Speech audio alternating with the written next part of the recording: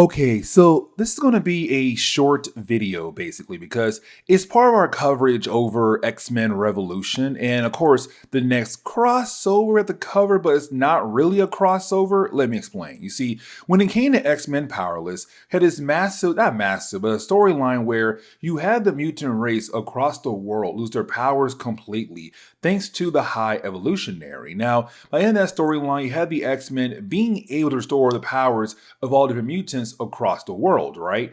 And that was the end of X-Men Powerless. But going into X-Men Revolution, it was the idea of like, okay, you know what? It's going to be a time jump from the last storyline to this storyline in all the different X books. So X-Force, X-Men, Uncanny X-Men, Gambit, X-Man, Generation X, Cable, Wolverine, like all the different X books had this supposed time jump. Now, we already covered Wolverine, right? And Wolverine did not really have a massive time jump, but for Gambit, there's a time jump from the last storyline leading into this storyline. Now, tell you right now, we're gonna go ahead and skip over like issue number 15. And honestly, it's an okay issue, but I kind of want to go ahead and just dive into the idea of the regular storyline for Gambit. Because in the opening page of this storyline, we pick up with Gambit right now, it's the present day. We see Gambit has been badly wounded. And we're kind of left to wonder like, okay, what exactly happened to Gambit? Who had possibly done this to him? And we're not really told until the very last page of this storyline. But this part right here leads into a 4-part storyline I'm going to cover down the road. And so now we jump back weeks ago, right? And we pick up with Gambit right now coming back home. And this is huge because for Gambit, the last storyline we had covered, him and Courier went back in time, right? And even though they were able to finish their mission, they got stuck in the past. So the question is right now, how in the world were they able to make it back over to the present day, right? Now, let's not forget, at the end of that storyline for Mr. Sinister, he was able to do brain surgery on Gambit. It removed a small part of his brain that allowed Gambit to, keep his powers in check. With that part being removed, well, it allowed the hero to now just have free will his powers to the point where he was then able to use his powers to travel back into the present day. Because for Gambit, he's always charging up kinetic energy. And so for him right now, he's like always charged up to the point where now he kind of has this biofield around him, right? And with the biofield being around him, he's now able to kiss Rogue without her powers technically activating. So it does seem like everything's going great for him. Now we know why it is because he had brain surgery done by Mr. Sinister in the past, but for Rogue, she has no idea about that really. But now we're able to transition over to the new Son. And the new Son, we don't know anything about his character yet. All we know is like his main goal is to, for some reason, protect this reality version of Gambit possibly, or gather more information about this reality version of Gambit. And so when it comes to New Son, because he had Fontanelle going to different minds of different people who may have been connected to Gambit, because she had collected all the info that is needed, he's done with her. He just sends her away. But Courier, she still works for him. Now, reason why I say she, because originally when it came to Courier, it was a boy. But the problem was that when him and Gambit went back in time, they were caught by Mr. Sinister, who done some work on Courier. And so even though he controlled his whole entire, cellular structure, he always reversed back into a form of a woman now. Thanks to Mr. Sinister, again, doing some experiments on him. And so right now you have the new Son telling Courier like, okay, listen, you're still devoted to me, right? It's now time for the next part of our plan. So go out there and begin the next part of our plan. Now we do jump forward another week in time, but we're still in the past, right? And so we pick up Rogue and Gambit right now having this conversation. It does take place shortly after we see him arriving back home and now being able to kiss Rogue. And so while you do have the two head over to this bar, you have the two of them kind of discuss like no longer holding secrets from one another. And that right there is really important because for Gambit, even though he's a fan favorite character, he kind of always been that guy where like he's very mysterious, right? And every single time they learn one piece of information about him, it kind of affects the entire X-Men team in some kind of way, right? Like, for example, we had learned that for Gambit, he was responsible for, not responsible, but like he did help out with the Mutant Massacre, the first X-Men crossover event. But anyways, when it comes to two characters, Rogue and Gambit, they're saying like we should no longer hold secrets from one another, right? And so for Gambit, he asks Rogue, "What is your real name?" She does not answer him. But for Rogue, she wants to know what exactly happened in New Orleans. And for Gambit, he gets upset about the idea of that question and just walks away. Because to him, it's kind of like it's not fair that other members of the X-Men have the right to hold their past in their own mind. But for me, I have to tell y'all everything about me. And that's not fair. But now we have to pick up with Tante Maddie. Now, for her character, we saw her in an earlier storyline, the close friend of Gambit, but she's heading over to the Assassin Guild. Here's the reason why: because for her main goal right now, she wants to convince Belladonna to not finish the contract. This contract is, of course, a hit on Gambit, her ex-husband. So it's kind of like, oh, they've gone south very quickly here when it comes to the Assassin Guild. But now we have to switch over to Constrictor. Now for Constrictor, him and Gambit do have a past with one another, but it's not really told to us all the way yet, right?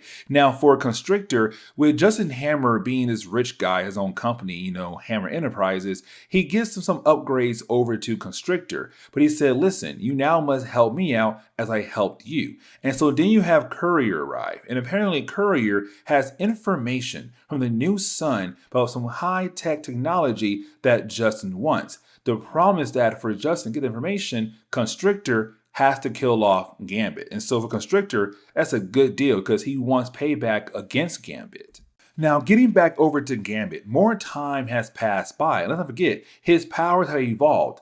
But it got even worse, though, to the point where he's always charged up, where he does burn Colossus and also Rogue. And so they're kind of concerned by his powers. And it really does show because when he does go outside the lake or the pond near the school of Charles Xavier, because again, he's always so charged up, the entire lake just blows up just like that, clearing up the entire water. And it kind of shows that for Gambit now, his powers are no longer in his control anymore. But things get even worse because you then have to be attacked by these two D-list characters. And the two D-list characters are not really important for the overall storyline because technically they're only here for two things. Kind of show there are assassins out there that have been sent after Gambit, but also like when it comes to Gambit, his powers being unchecked, they had continued to evolve to the point where now, without even touching people, touching objects, they're now being charged up. And so it kind of shows his powers are no longer his control. Now you have Colossus and Rogue appear to help him defeat the two villains, which they do. But now the question is, what is happening to his powers at this exact moment? And so when it comes to Beast and Dr. Reyes, they're kind of like, hey, Rogue, listen, we did some work on Gambit, some lab work, and we realized his powers are becoming totally out of control. So like, we want to see you're able to kind of talk to him and get information out of him so we kind of know how to help him. But once again, for Gambit, it's the idea of secrets. It's him not really able to tell them everything to know. Like, for example, it was Mr. Sinister who took that small piece of his brain that kept his powers in check. And so for Gambit, it's him and Rogue right now, once again, that same spot all over again. The idea that they want to be together. They love each other. But unfortunately, it's him holding on to secrets and keeping those secrets from her, which of course makes things hard for them to be going forward. And so once again, he's not ready to tell her everything about him at the moment. And so he just leaves, right? And so to close on these flashbacks, we do see that for Gambit, well, he's now officially in charge of the Thieves Guild, right? So just like that, we're seeing a lot of changes being done for Gambit because again, for X-Men Revolution, it's the idea of the time jump. And so we're now getting information of what took place in that time jump for our hero. So getting to the last page, we're back in the present day. And with that happening, we're now seeing that for Gambit, well, he was stabbed by Bullseye. And so it leaves us wondering like, okay, why did Bullseye stab Gambit for? Okay, so getting back into our coverage over the X-Men, we're going to pick up finally with X-Men Revolution. I think in my last video, which was the X-Men Unlimited issue number 27, I had mentioned the fact that we're going to dive into X-Men Revolution, but start off with Wolverine and Gambit first because their storylines don't really seem to be part of the whole idea of X-Men Revolution. Because, like I said earlier, or in earlier videos, when it came to X-Men Revolution, there's a 6 month gap between the ending of X-Men Powerless and X-Men Revolution. And when it comes to Wolverine's storyline, doesn't really tell us much of the idea of that 6 month time gap. It's really more Wolverine just jumping into another, well, storyline. And so getting into the next Wolverine storyline, we're going to pick up with Wolverine issue number 150. You see, as we get into the opening pages for Wolverine issue 150, we really do pick up with this older man. This old man is, well, at first, not dying. He's looking at a picture right now of himself and his three sons. But he also has this dagger next to him. Now, he does pick up the dagger, and then the flashback does change real quickly here. The idea of seeing the old man has now been stabbed. Now, we see him hand the dagger over to his son and telling his son, Yo Yin, that is now yours. Now, his son has no idea what his father means, but unfortunately, his dad dies right in front of him. But now really able to switch over to the present day. Now, when we do, we're picking up with, well, Wolverine in the present day, and it's him right now at the grave of Mariko. As we all know, Wolverine's true love in the early days of X-Men comics, but unfortunately, she had died a while ago. And so you have him right now just paying his respect to her. Except while he's doing that, he's then confronted by the Silver Samurai. Now, I should actually sit down and try to explain some of the lore between Mariko and also the Silver Samurai because they are half siblings, but you see, after their father had passed away, when it came to Mariko, she had taken over the Yashida clan. The Yashida clan was this powerful clan in Japan, but they also had like some ties to some criminal things happening across Japan. And so when it came to Mariko, she wanted to bring honor back to the clan and move the clan away from the criminal underworld.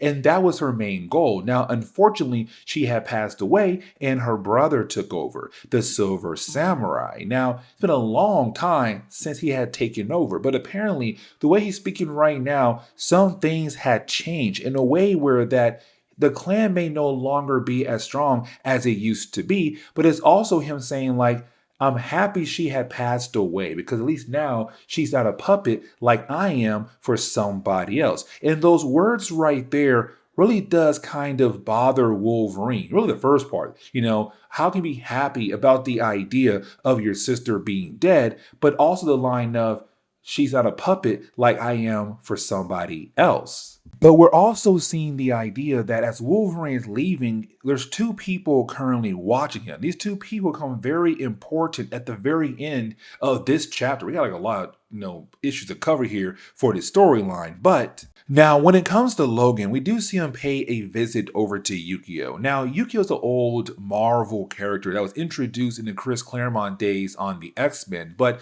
when it came to Yukio, you had Wolverine kind of ask her to watch over his adoptive daughter, Amiko. And honestly, there's times where I forget about her character because honestly, when it comes to Marvel, they kind of push her in the background and then only reappears like every 6 to 10 storylines. Oh yeah, that's right. He has an adoptive daughter. Now, while you do have Yukio take Logan to meet up with Amiko, is Logan realizing that they're currently staying in this dangerous area. Like, how in the world is it okay for Amiko to walk in this area? But then out of nowhere, we see that Amiko had got into a fight and she had beaten some guy and literally punched him out a window. And now we kind of find out that Yukio has been teaching Amiko how to, well, protect herself. Now, we also get the idea that Amiko is very upset about Logan just finally coming to see her because for Logan, it's the idea that with him being an X-Men, he didn't have the time to sit down with her to actually raise her, to be there for her. And so that's why he left her with Yukio.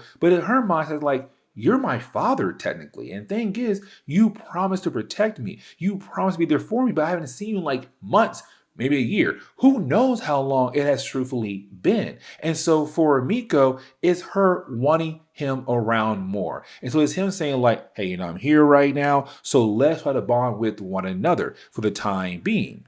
But this kind of leads into, well, Wolverine and Yukio going home the day with Miko, and Miko's in bed, and Yukio is trying to, do something with Wolverine. But you didn't have the two characters be confronted by the Silver Samurai. Now, when they are, it's kind of like, okay, here is the Silver Samurai now, but he's been hurt. And the question is, who had hurt him? We kind of find out the Ishida clan is, well, has been officially taken over by a new character, better known as Han Kashyyyk. Now, his clan comes out of Mongolia, and we learn that they are one of the oldest and most powerful clans out there in this area of the world, but officially had taken over the Ishida clan and had to use Silver Samurai to kind of ease the takeover of this area, or the interest the Ishida clan had in different parts of this part of Japan. And so when it comes to Silver Samurai, how he meant earlier about being a puppet and being used to do other things. And he was assigned to kill some young boy,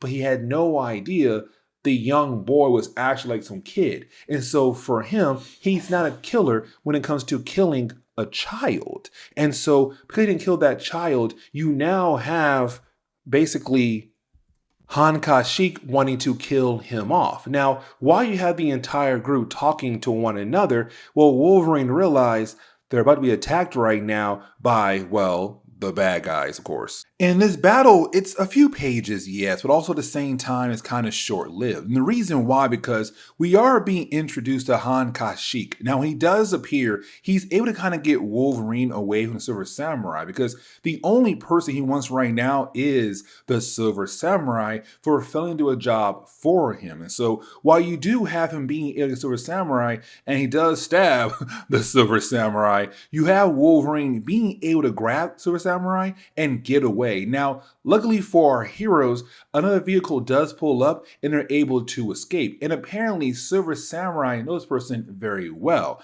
And matter of fact, we saw him earlier when it came to him watching over Wolverine when he left the home of Silver Samurai. And we kind of learn here that this is the brother to Han Kashyyyk. This is Gon Kashyyyk. Now for Gon, we learn that the brothers are right now at war. And so he wants Logan to go out of his way to kill off his brother. Now for Logan, it's an automatic no, because for Logan, he hates the idea of being used as a puppet. But you have Gon say, oh no, you're going to, because I have Yukio and Miko right now.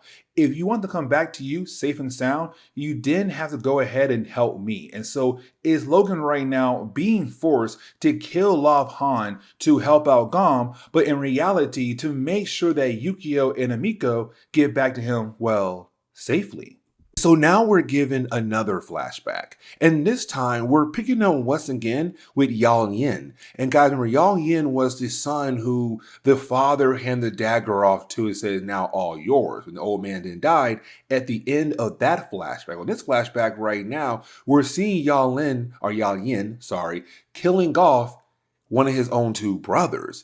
And so we're still kind of confused, like, who is this character and how is he so important for the overall storyline? Now, I want to go ahead and switch over to Gom. For Gom, is him right now just eating away, and it's him right now saying, like, listen, even if Wolverine succeeds or fails, either way, I'm going to kill you two ladies off. And so he's just eating some food while Wolverine's out there trying to kill his brother. Now, for Gom and Han, there is a sister, and she becomes somewhat important at the end of this chapter. Just guys, remember that. And so we now switch over to Wolverine. And the thing is, when it comes to Han, Han knew that Wolverine was coming. And so when you have Wolverine arrive at the penthouse of Han, Han made sure to have like hundreds and hundreds of guys just waiting for Wolverine. And so you have Han being able to escape while you have Wolverine just, man, you have Wolverine go on that rampage, y'all. Like, Wolverine is not playing around here. But then question is right now, how did Han knew that Wolverine was coming? Somebody had to tell him that Wolverine was coming. But either way, we do see Logan just go in this rage, killing every single person in that room. Out the window he goes to the ground level and realizes Han is gone. But he heads right back over to Gon because he's all like, You sent me after your brother, but some crazy way he knew that I was coming. How in the world is that even possible? And so we see, Wolverine head right back over to Gom's house. Now, with him doing that, you didn't have Gom, be confronted by Han because for Gom, he believed his safe house was, well, completely safe. There was no way Han was going to find him. And well, unfortunately, he did. Now, while you have the two brothers kind of fighting against one another, you have Kia kind of got her way. The sister is Kia, by the way, to Han and Gom. She goes out of her way to grab Yukio, Amiko, and also Silver Samurai and send them away. So we kind of get the idea that she wants to use them as well to kind of complete something. We also see Han go out of his way to kill off his own brother. So just like that, Gom is dead in a matter of like 2 chapters. But you didn't have Kia and Wolverine confront one another after Han left. And when it comes to Kia, she does tell Wolverine that she needs his help now. And so with her holding on to the ladies and now Silver Samurai is kind of like, listen, I'm going to force your hand. Like, you're going to help me out now when it comes to my brother Han. Except what she wants to do is have safe passage over to her brother to make peace with her brother Han. Because apparently Gom tried to use her as a way to kind of, well, protection. But of course that failed. And so now it's her saying like, I need, protection. And honestly, knowing Han's men, I'd assume he did them last time, they're not going to fight you. So I need you to make sure I'm protected as you take me over to see my brother at his penthouse. And so for Wolverine, unfortunately, once again, he does not have a choice. He has to help this family out and their crazy like blood debt. And so this kind of leads into the 3rd chapter where once again, we're given another flashback. Now, with this flashback, we're now once again picking with the son who has the dagger, and we see him once again killing off another brother of his. And so we're kind of like, okay, you killed off your 2 brothers, and most likely you're the one who killed off your father. What is exactly going on in this storyline? But getting back over to the present day, we do pick up with Amiko and also Yukio and Silver Samurai all being prisoners. Now, Silver Samurai is still kind of recovering from his wounds, but for Amiko, Yukio, is Yukio right now telling Amiko, like, I need you right now to use what I taught you to kind of break free because they didn't tie her legs up, or hands, no, her legs, yes. And so it's Yukio saying, Miko, use your legs to kind of break free because if you don't, we're most likely going to die here. So use the skills I taught you to, well, help us. But getting back over to Han, you have Han right now kind of having flashbacks to the previous chapter where, well, homeboy had killed off his brother. Now, is him right now kind of blaming his brother for his own death by saying, like, it's your fault that you basically forced my hand to shoot you. Like, your own blood is on your own hands, not mine. Because for Gom, it was him trying to force the hand of Han when it came to the idea of taking over the entire clan. Now, why you have Han kind of sitting there thinking that, well, we realize that he has a visitor, and now it'd be Kia, his sister, but also Wolverine as well, her bodyguard technically. But getting back over to Yukio and also Amiko, we basically see the 2 ladies have, well, really more Amiko, had found a way to break free. And so with her being free, you didn't have the 2 ladies kind of work together to ambush the guard that was left behind to watch over them until Kia felt like it was okay to let them be, well, free. And well, that plan fell apart. So you have the 2 ladies that jump on their bodyguard. And so with them being able to get the jump on the bodyguard, you didn't have Yukio call the cell phone to Kia. And so once Kia answered the call, Yukio yells to the phone for Logan to hear, like, hey, we're free. Go ahead and take down Kia. Now, for Han, he does have some bodyguards jump Wolverine. And so that allowed Kia enough time to shoot her own brother. So just like that, 2 brothers are officially dead and Kia is the only one alive at the moment. Now, when it comes to Han, he does tell Wolverine one small piece of information, that Kia has betrayed everyone, including Wolverine as well. And so Han is saying you have to go out of your way to make her pay for what she has done to you and us, me and my brother, basically. Now, you do have Wolverine kind of like, no, enough is enough. It's now time for me to find my Yukio and Miko and just go home finally. Here comes the big problem though. You see, once you do have Wolverine being able to locate, well, Miko at least, you have Miko inform Wolverine that Yukio had went after, well, Kia over in Mongolia. Now, Silver Samurai is there as well, and he wants to go with Wolverine as the Wolverine decides that he wants to go ahead and stop Yukio before she might kill off Kia. Who knows?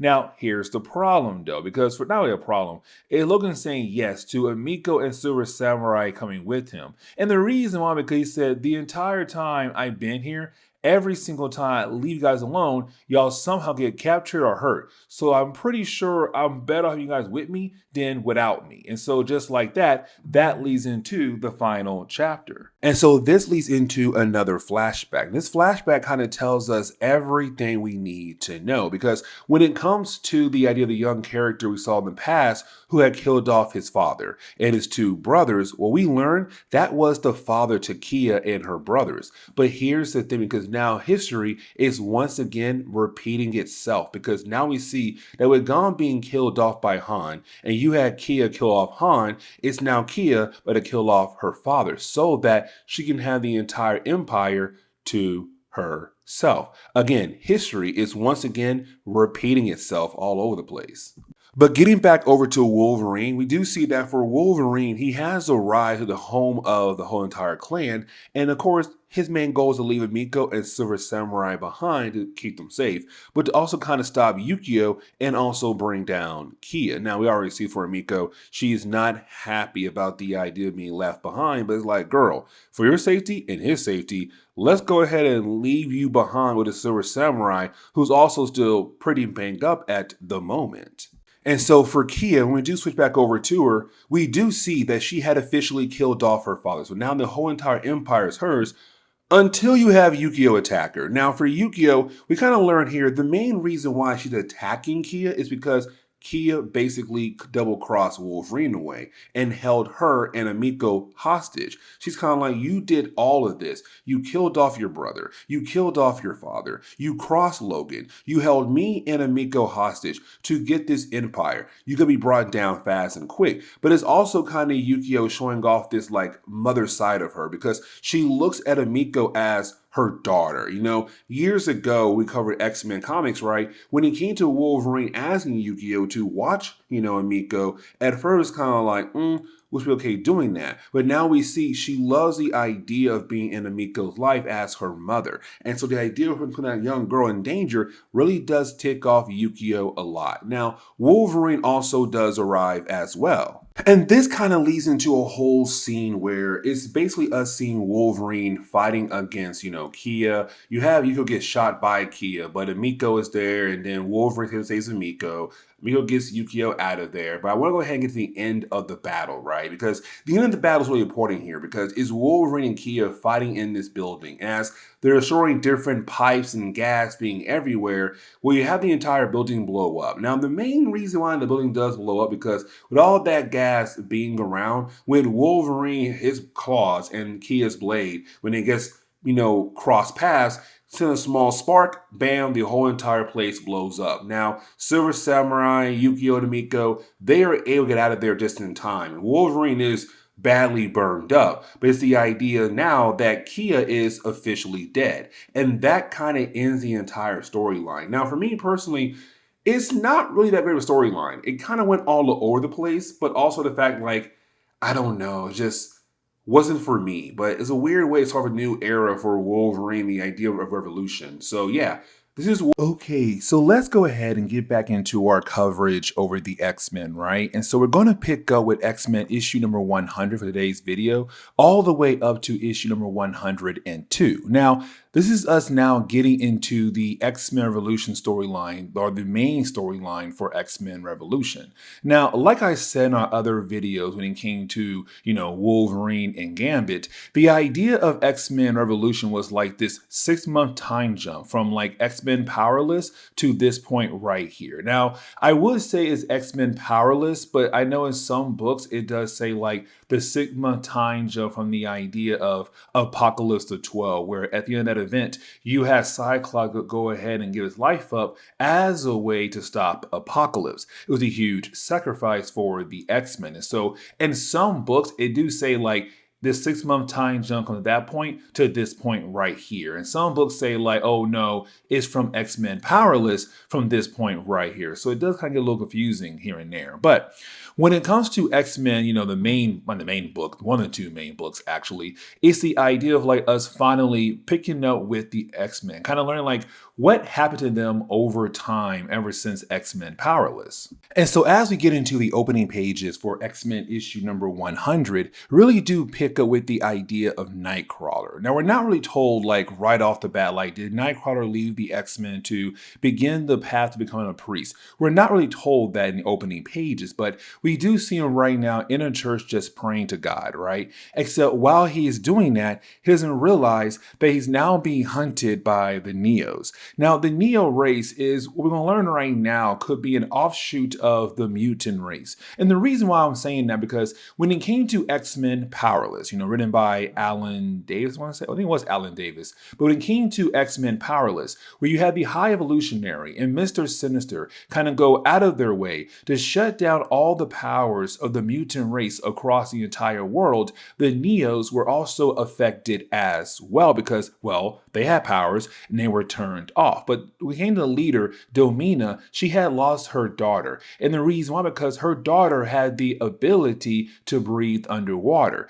Well, when you had the High Evolutionary and Mr. Sinister do their thing, she lost that power and she drowned. And so for Domina, for right now, for some strange reason, she believes the X-Men are at fault for what exactly happened to her daughter and some of the members of the Neos who had died when their powers were shut down. And so we see them right now currently trying to, get Nightcrawler. And he's able to get away, but they're still hunting him down. But I want to go ahead and switch over to the other X-Men team who's right now in space. That will be Colossus, Psylocke, Shadowcat, Rogue, and the new Thunderbird. I kind of feel like I'm forgetting somebody else there, right? But anyways, for the X-Men team in space right now, they're on a space station that did belong over to the High Evolutionary. Now, for the High Evolutionary in this space station, again, he used in the past to take away the powers of the entire mutant race across the world, right? What the X-Men right now are trying to do is turn that space station around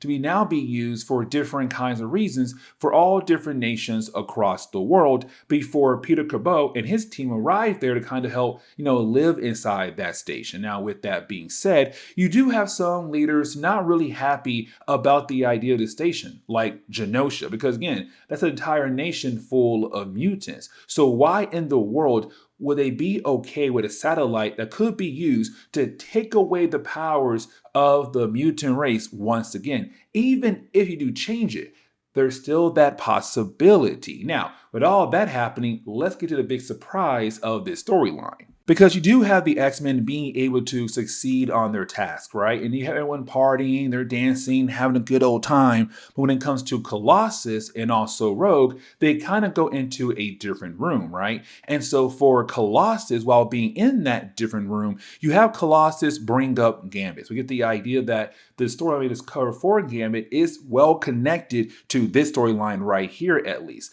And the reason why I'm saying that, because at the end of that storyline, we saw that for Gambit, he had rejoined the Thieves Guild. Matter of fact, leading them. And so for Rogue, it's her saying like, sooner or later, he will have to choose a side. And right now, it does seem like he'll choose the Thieves Guild over the X-Men. Now, with all that being said, we also kind of learned that for Colossus and Rogue, that over time, they kind of built this feelings for one another to the point where you have Colossus go out of his way to kiss Rogue. And it's kind of like, whoa. But apparently, while being in his metal form, her powers do not work on him. So this right here is kind of huge. But while you have that going on, back down on Earth, we see that Nightcrawler was able to make his way over to Dr. Reyes. Now, Dr. Reyes was an X-Men for like a short period of time. I want to say she did kind of first appear in the middle of Operation Zero Tolerance, and then like a year later, they said, you know what, put her aside right there, because she is a mutant, yes. She has the ability to create shields around her body and everything, but also She's a doctor. And so it's Nightcrawler right now going to her for some kind of medical help. The problem is that the Neos are still following her, really following Nightcrawler, and now attacking her.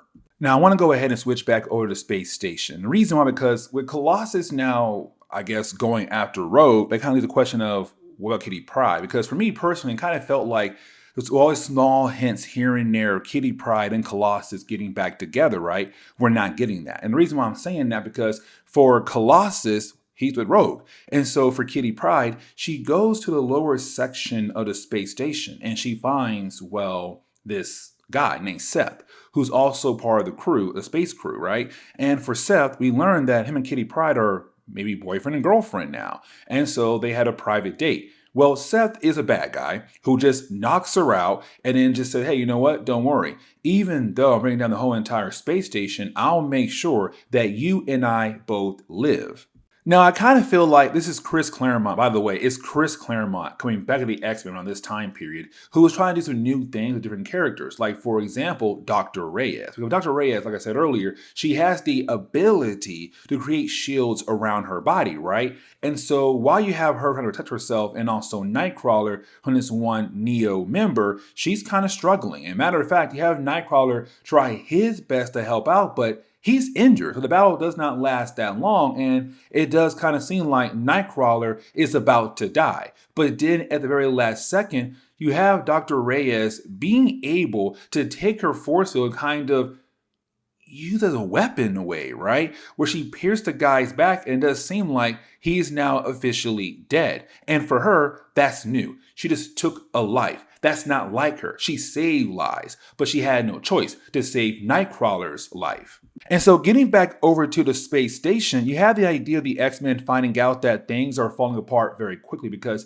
the entire place right now is being blown up left and right by Seth. Because for Seth, what he did was he brought a power suit with him that allows him to do all these different things at the space station, but he was sent there by the Neos because they know that this was the space station that was used as a way to take away the powers of the mutant race and their people across the world. And so they're kind of like, no, this place has to go now. And so just like that, you have the base blowing up left and right across the board, right? Now, for the X-Men, they do grab the rest of the NASA crew and they get into a shuttle that can lead them back over to Earth. Here's the problem though, because while you have them right now trying to do that, Kitty Pryde has no choice but to leave the shuttle as a way to protect the X-Men. But luckily for her, she remembers something. Seth said, he'll make sure that the last two survive, which means that there is a second spacesuit out there for her to use and to hopefully use to escape this whole situation. So while you have the main X-Men team and the NASA crew on their space shuttle right now heading back to Earth, for Kitty Pryde, she's in a suit right now to head back to Earth as well. But while you had a space station right now falling out of the sky, for their leader, Domina, she does see the space station falling right now, and her people begin to howl to honor the deaths of their fallen ones. But the thing is, Nightcrawler, and also for Dr. Reyes, they hear the howls and they kind of realize they have to go back to the X-Men, which means that both characters, including Nightcrawler, had left the X-Men. Now, the main goal now is to get back to them. And so now we're able to kind of get into the next chapter, right? Issue number 101. Now, when it comes to this issue alone, we're also kind of picking up with, the X-Men in space trying to land their spaceship somewhere on the Earth, but also, survive. And so while they're trying to achieve that goal and everything, let's not forget the Neos right now, they're also still trying to hunt down Nightcrawler. And so for Dorma, the actual leader of the Neos, even though she is happy to see the fact that the space station has been destroyed, her main focus right now is to find the killer of one of her people. Because again, Dr. Reyes did kill one of the Neos to protect Nightcrawler, but also they were still already hunting Nightcrawler down, so they now have two reasons to find him. And so for Dorma, she said, listen, he is my target. This is now my goal. My rules, my law. So you know what? Stay out of this while I'm on my way to hunt him and her down. But now we kind of go ahead and switch over to Dr. Reyes and Nightcrawler, right? Now, this kind of leads into another storyline. You see here in a moment, because for the two characters right now, they're still on the run, right? They're trying their best to hide from, well, the Neos, especially, their leader. And so while they're trying to hide, you have Nightcrawler trying his best to be there for Dr. Reyes because she just killed somebody. That was her official first kill ever. That's a lot on her to handle. And so for Dr. Reyes, while being comfort from Nightcrawler, well, out of nowhere, this like massive vehicle just runs through the building they're currently hiding in. And so with that happening, it's Dr. Reyes kind of like, oh my God, what in the world is going on here? Now, we do see a character in a good while, and that would be Detective Jones. Now, I want to say she appeared in the mid-90s, but she was a love interest for Archangel for a very short period of time. But anyways, for Detective Jones, she's right now chasing down a random criminal who's a drug pusher. And the drug he's pushing will become very important in Marvel Comics. But for right now, she's on her best to bring the guy down. Now, you do have Archangel get involved because, well, he was nearby, but also like, hey, you know what? This right here is one of his love interests. So let's go ahead and like bring him back in the picture again, right? And so for Archangel, he begins to help Jones bring down this criminal and hoping that for Dr. Reyes, she can continue to take care of Nightcrawler. And so while you have those two leave, she finds some stuff on the ground. And it's some kind of enhancement drug. It's very powerful, but also very addictive. And so for Dr. Reyes, her main goal at the moment was to take the drugs because it's kind of like, hey, we can't have these just laying around somewhere for someone else to find. But of course, as you already know, this leads into something else. Now, back over to our space team, they were able to land the spaceship, safe and sound and stuff, but now they have another problem because yes, they were able to sneak away. So that right there is all good for them, but where is Kitty Pryde? Because Kitty Pryde, she took a second suit that was left behind by Seth in the first chapter, and no one knows where she had possibly landed at. And so for our heroes right now, get out there and begin to search for Kitty Pryde. Hopefully she did survive and can bring her home safe and well sound. And so this kind of leads into Archangel and Jones trying to chase down the criminal still. Now, while they're trying to do that, hear me out, y'all, because while they had them trying to do that, you didn't have the criminal run into this building. There were two children Neos. One of them is a boy, one's a girl. They're siblings. You have the criminal grab the boy as he used, as a hostage and then runs away. The sister and the brother are not really worried. But when you have Archangel arrive, you did have him ask her questions like, hey, where is the bad guy? Like, hey, my bad guy to my brother in that room right there. Archangel follows. Here's the problem though, because rather he does go in that room, he's now in this like imaginary world where he's now surrounded by all the different women that he had dated over time in X-Men comics, like Candy Southerns, Bessie Braddock, Jean Grey, and Charlotte Jones.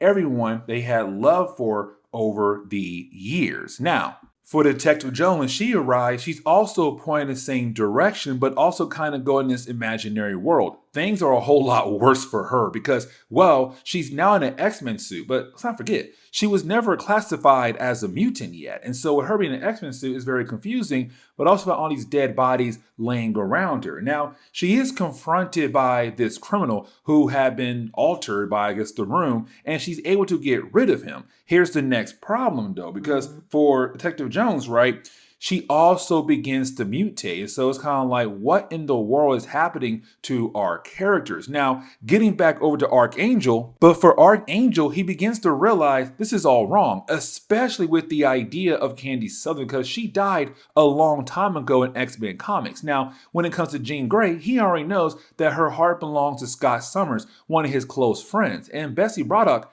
is, well, his current lady. And so it's kind of like, wait, this is all wrong. And so he breaks free, but the problem is that he's knocked out as soon as he's able to escape and crashes back into the ground, it seems like.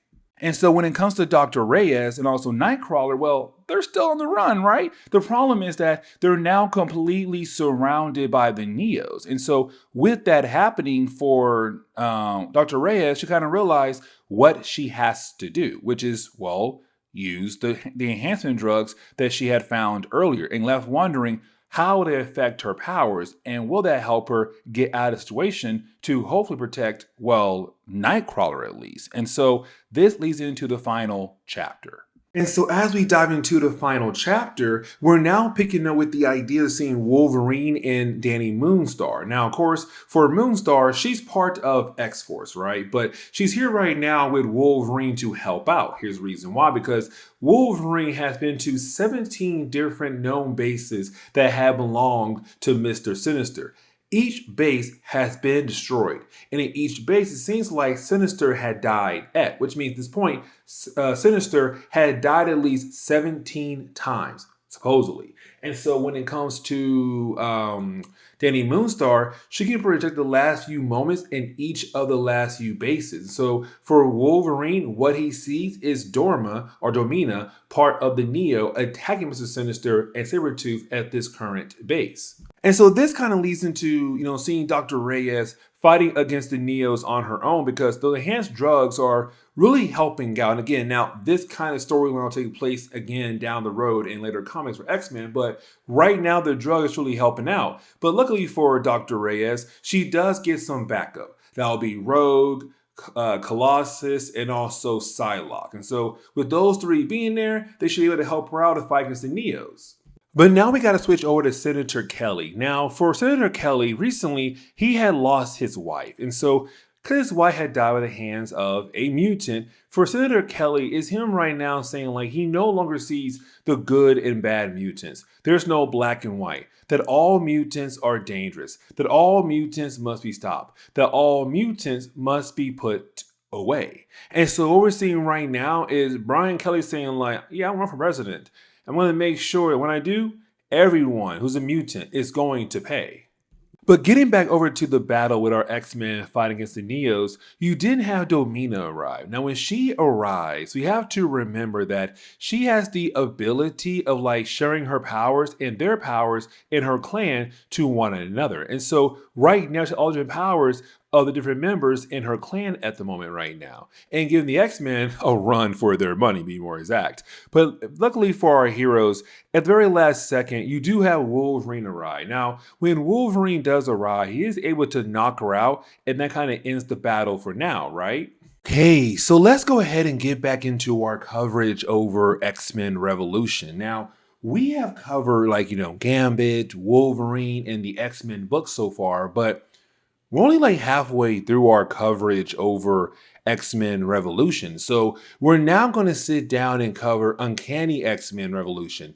And honestly, when I was reading X-Men Evolution, I kind of forgot about the idea that there's two books at a time for Marvel Comics going into the 2000s. Also, like, for the X-Men, they had a lot of different characters. So it kind of did work out with the idea of having two different books kind of show off all the different characters who were part of the X-Men team. And so getting into Uncanny X-Men issue number 381, we do pick up with Cable and also Jean Grey. Now, before I kind of dive into these two characters, I do want to say that when it comes to X-Men Revolution, it's kind of confusing a tad bit, because some of the books do say it does take place 6 months after X-Men Powerless, and some of the books say no, it's 6 months after Apocalypse the 12. So two different storylines. But by this point in Marvel's timeline, X-Men Powerless is the most recent storyline. Now, with that being said, we do pick up with Jean Grey and also Cable. It's the two characters right now trying to bond with one another, especially because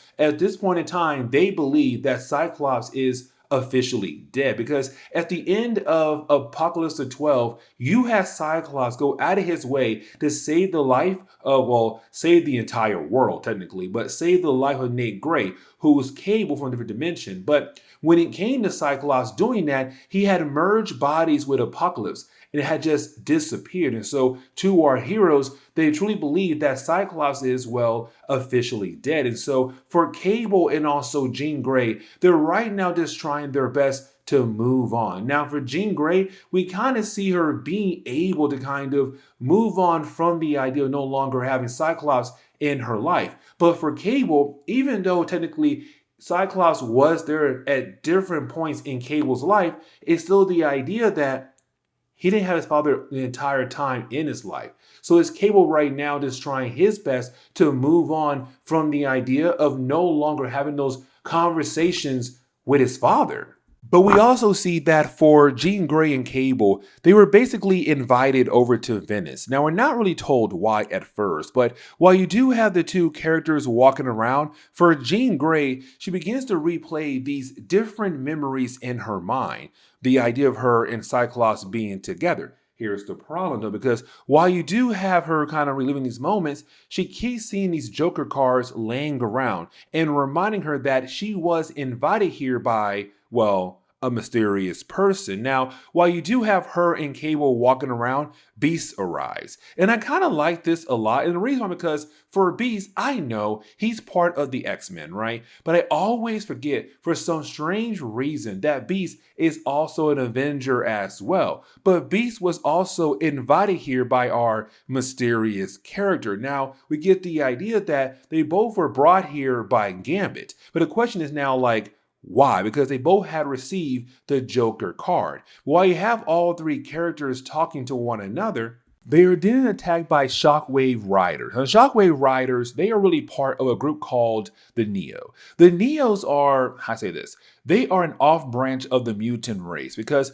back in X-Men Powerless, you had the High Evolutionary go out of his way to steal all the powers of the mutant race across the world, right? That also affected the Neos as well. Here's the problem though, because for some of the Neos, they were using their powers actively when it came to the High Evolutionary stealing their powers completely. Like for example, there was this young girl who had the ability to breathe underwater. Well, she died because she lost her powers while being underwater, so she drowned. Now, for the Neo, for some unknown reason, they believe the X-Men are responsible for what happened to their people, not realizing that they were also affected by the plans of the High Evolutionary and also Mr. Sinister. But anyways, right now with the Neos, their main goal right now is to steal some of the memories from Jean Grey. Now, at first, their main goal was everything. Because Jean Grey does have a small portion of the Phoenix inside of her, she was able to kind of push out their attack in her mind. But again, they did go into her mind and did steal a small portion of her memories, especially the ones that involve Scott Summers. And so with that happening for Jean Grey, she's very upset. Now, they are able to defeat some of the Neos, really all the Neos, but some of the Neos were then teleported away, except for one. This leads into the second chapter. And the reason why, because for Jean Grey, she wants back what she had lost thanks to the other Neos. And so she goes in the mind of this one Neo who is currently the prisoner of the X-Men. Here's the problem though, this Neo is dying. And so because Jean Grey had created this mind link, if she does not return to her body before he officially dies, Jean Grey is also going to die as well. And so as we're getting into like the next chapter, right? We do pick up with like the rest of this X-Men team kind of wondering what they should do when it comes to Jean Grey now in the mind of a dying Neo. And really it's more Jean Grey trying to retrieve her lost memory, right? And so for the X on the outside, really more Gambit, he's all like, listen, Jean Grey needs our help. Like, we should also go in there. And so it's Gambit telling Cable like, listen, you are also a telepath. So your goal right now is to guide us into the mind of this dying Neo, find Phoenix, back her up, and bring her back out in time before he dies. Also, she dies as well. So Cable, you're gonna have to watch our bodies as we go in the mind of Jean Grey. And for Cable, it's kind of like, this plan sucks. So I guess there's no choice here. So yeah, go in there and help our girl out, right? And so this kind of leads into us seeing, Jean Grey fighting against the Neo on the astral plane, but technically in his mind. Now, hear me out, because for the Neos, they truly believe the X-Men are responsible for what happened back in X-Men Powerless, not really knowing like it was the High Evolutionary and also Mr. Sinister. Now, over in the other X-Men book, we saw the Neos attack Mr. Sinister, but we're kind of left to believe that someone out there is currently framing the X-Men to make them believe, or make the Neos believe, that the X-Men are responsible for what happened to the Neos. And so for Jean Grey, this Neo right now is trying to defeat her in his own mind, but also informing her like, no, you guys are responsible for what had happened to us. Now, you do have Jean Grey use the powers of the Phoenix to stop him, but also to inform him like, dude, we're innocent. Like, we are not the ones who attacked you guys. Like, you guys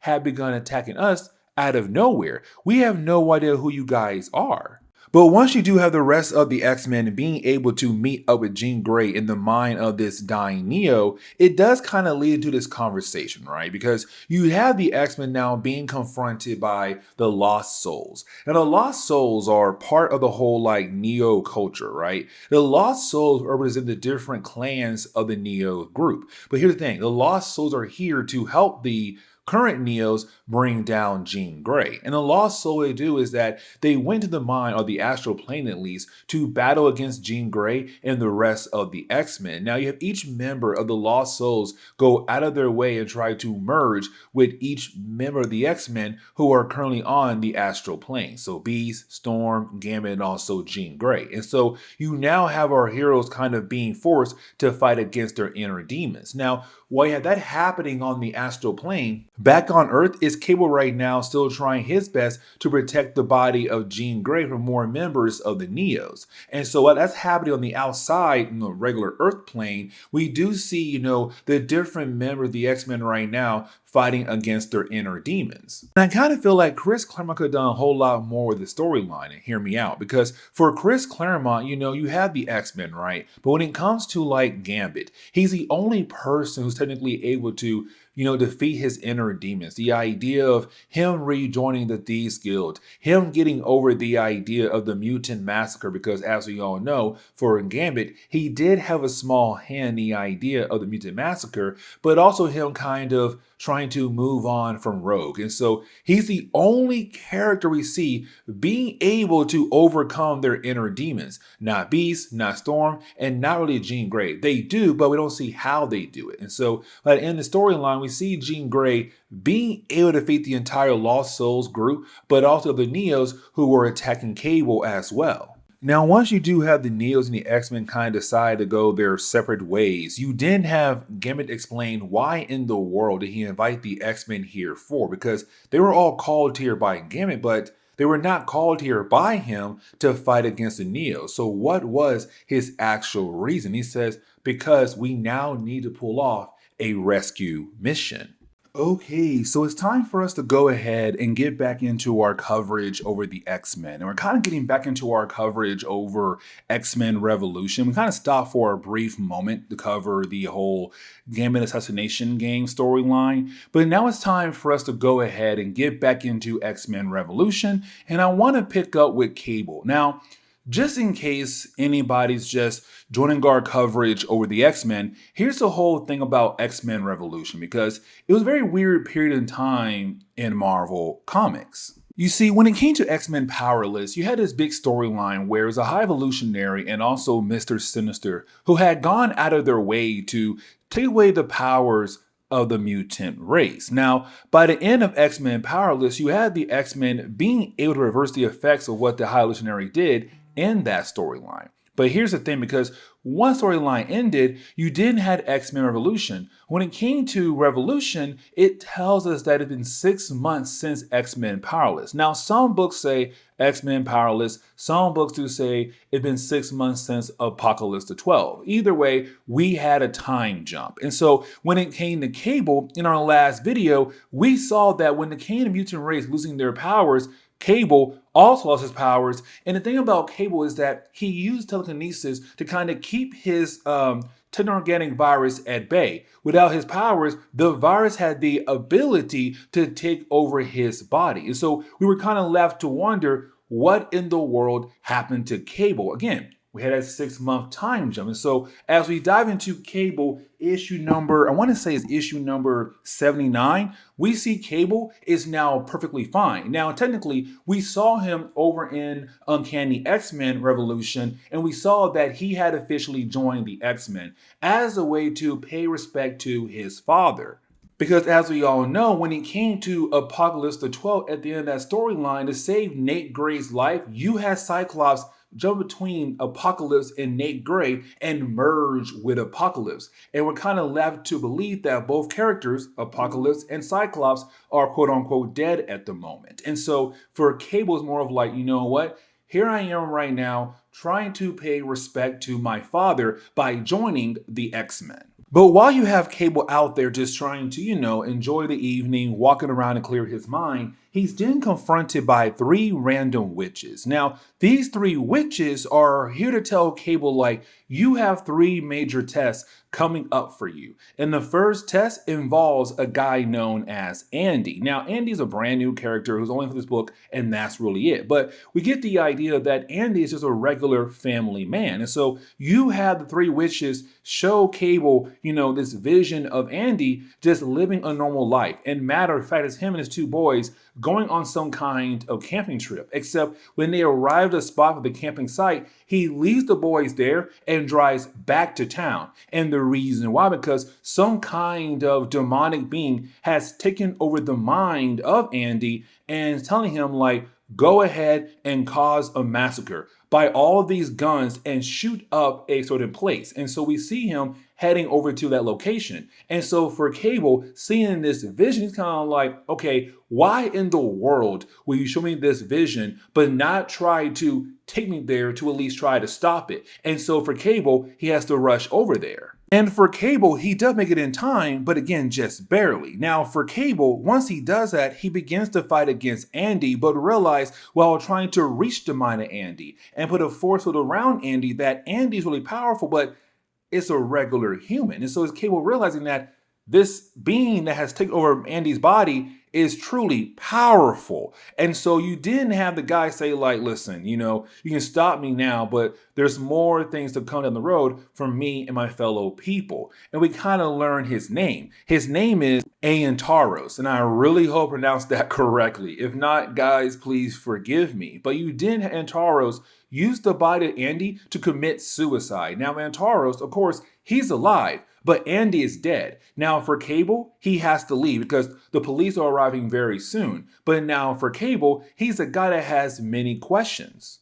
But now we have to pick with another character, and now it'll be Randall Shire. Now for Randall, we don't know much about his character just yet. We do get the idea that Andy, the one whose body was taken over by some kind of demon, well, the assassination attempt was not to kill just random people, it was to kill Randall. And matter of fact, one of his slaves, known as Key, informs him all the different information he needs to understand what happened outside the building. The idea that when it came to Andy, he was being controlled by Aantaros. And so it's Randall realizing that this day is going to come sooner or later, and it has arrived. But he needs more time to pull off his big plan to supposedly take over the world. We don't know how yet, but that's his master plan. Now, there is another player or another party involved in this crazy storyline for Cable in the early 2000s, the idea of the Ranchi Empire. And the Ranchi Empire, a very new concept for our coverage of the X-Men, so we don't know much about them just yet. All we know right now is that they're targeting Cable. They kind of realize that Cable should not be here, that Cable kind of throws off their timeline. So we're kind of left to wonder what exactly happened in their timeline and affected how Cable somehow truly affects their timeline. And so you have them right now trying to target Cable, but you did have Cable going out of his way to protect himself. Now, one of the members of the Empire, when you have Cable use his powers to get close to that one member, he kind of realized that Cable is, well, a mutant. And then he just disappears with the rest of the crew, leaving Cable wondering what in the world is going on here. Us too, exactly. We're also picking up with two random people trying to find the lost city of Atlantis. It's completely random, but of course, we already know later on, it'll become very important. They believe they truly had found the actual entrance to the lost city of Atlantis. Now, we also pick back up with Blockade. And Blockade was a character that first appeared back in Cable issue number 55, an assassin who was hired to kill off Domino. And you had Cable kind of leave him, well, brain dead. And so we see him being awoken, but not by his own strength or anything. No, he has also now been taken over by Antaros, who again going to try to target Cable all over again.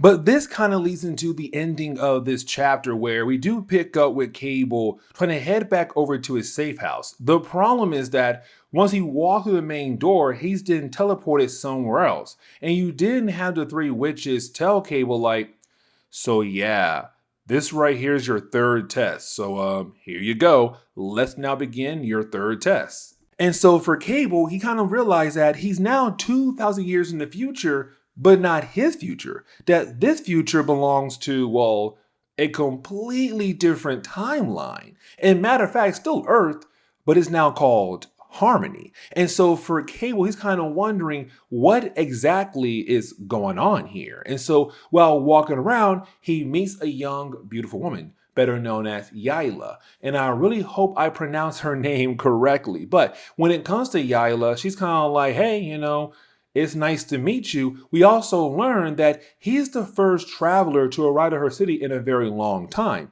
And so because of that, they're going to throw him a big party. We also kind of learn here that everyone's kind of peaceful and happy and carefree. Disease are not even a problem at all. And you'll see what I mean here in a moment, but it's also her saying like, they have brought saber-toothed tigers back to life, and they stand as protectors of their city in different kind of ways, from time travelers, other kind of enemies out there in space, like for example, the Ranshi Empire. Now, you have Yaila show Cable over to her home, where he's now being introduced to her father. And for Emmanuel, it's kind of cool because it's him doing the same thing his daughter did, opening up their home, being very happy about the idea that they have a visitor for the first time in a long time in their city. But it's also him saying like, listen, my computers told me right off the bat that you're not from our time. Like, you are from a time 2,000 years ago.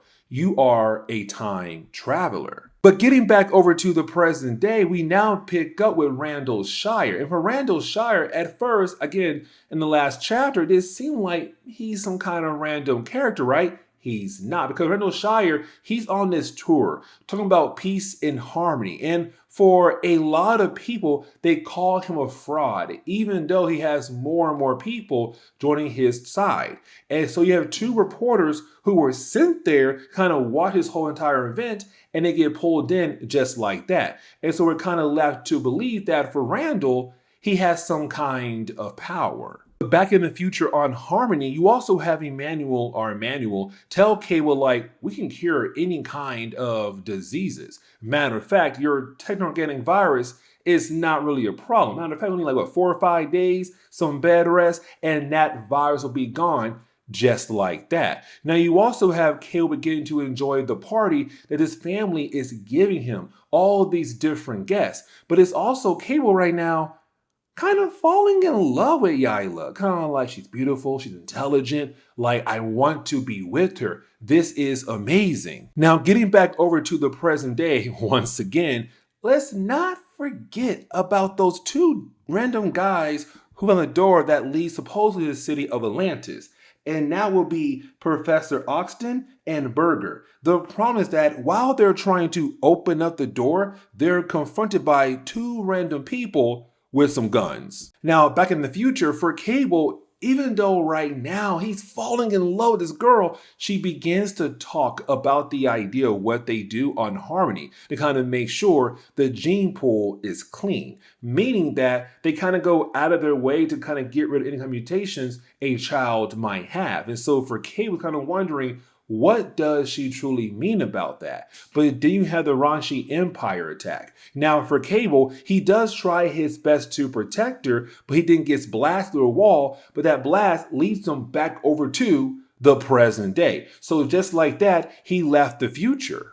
Now for S.H.I.E.L.D., they're also kind of getting involved in the storyline now. And the reason why, because for Blockade, whose body has now been taken over, Homeboy has burned down a hospital that had belonged to S.H.I.E.L.D. And so it's G.W. Bridges, once again, getting involved in some Cable mess, but also realizing that Blockade had left and kind of wondering where could he possibly go.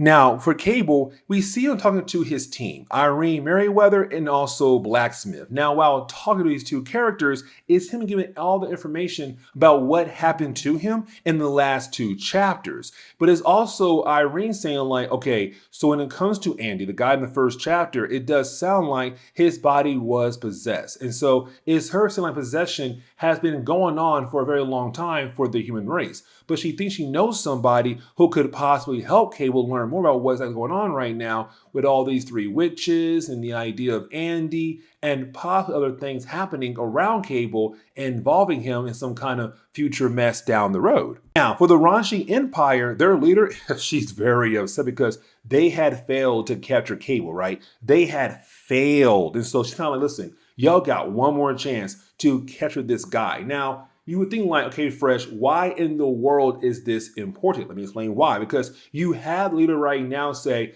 there's no way that Cable, this time traveler, came from the planet Harmony. Again, in the future, it's Earth, but it's called Harmony. And the reason why she's saying that because there are no mutants on Harmony. So there's no way that Cable, this time traveler, can be connected to Harmony in some kind of way.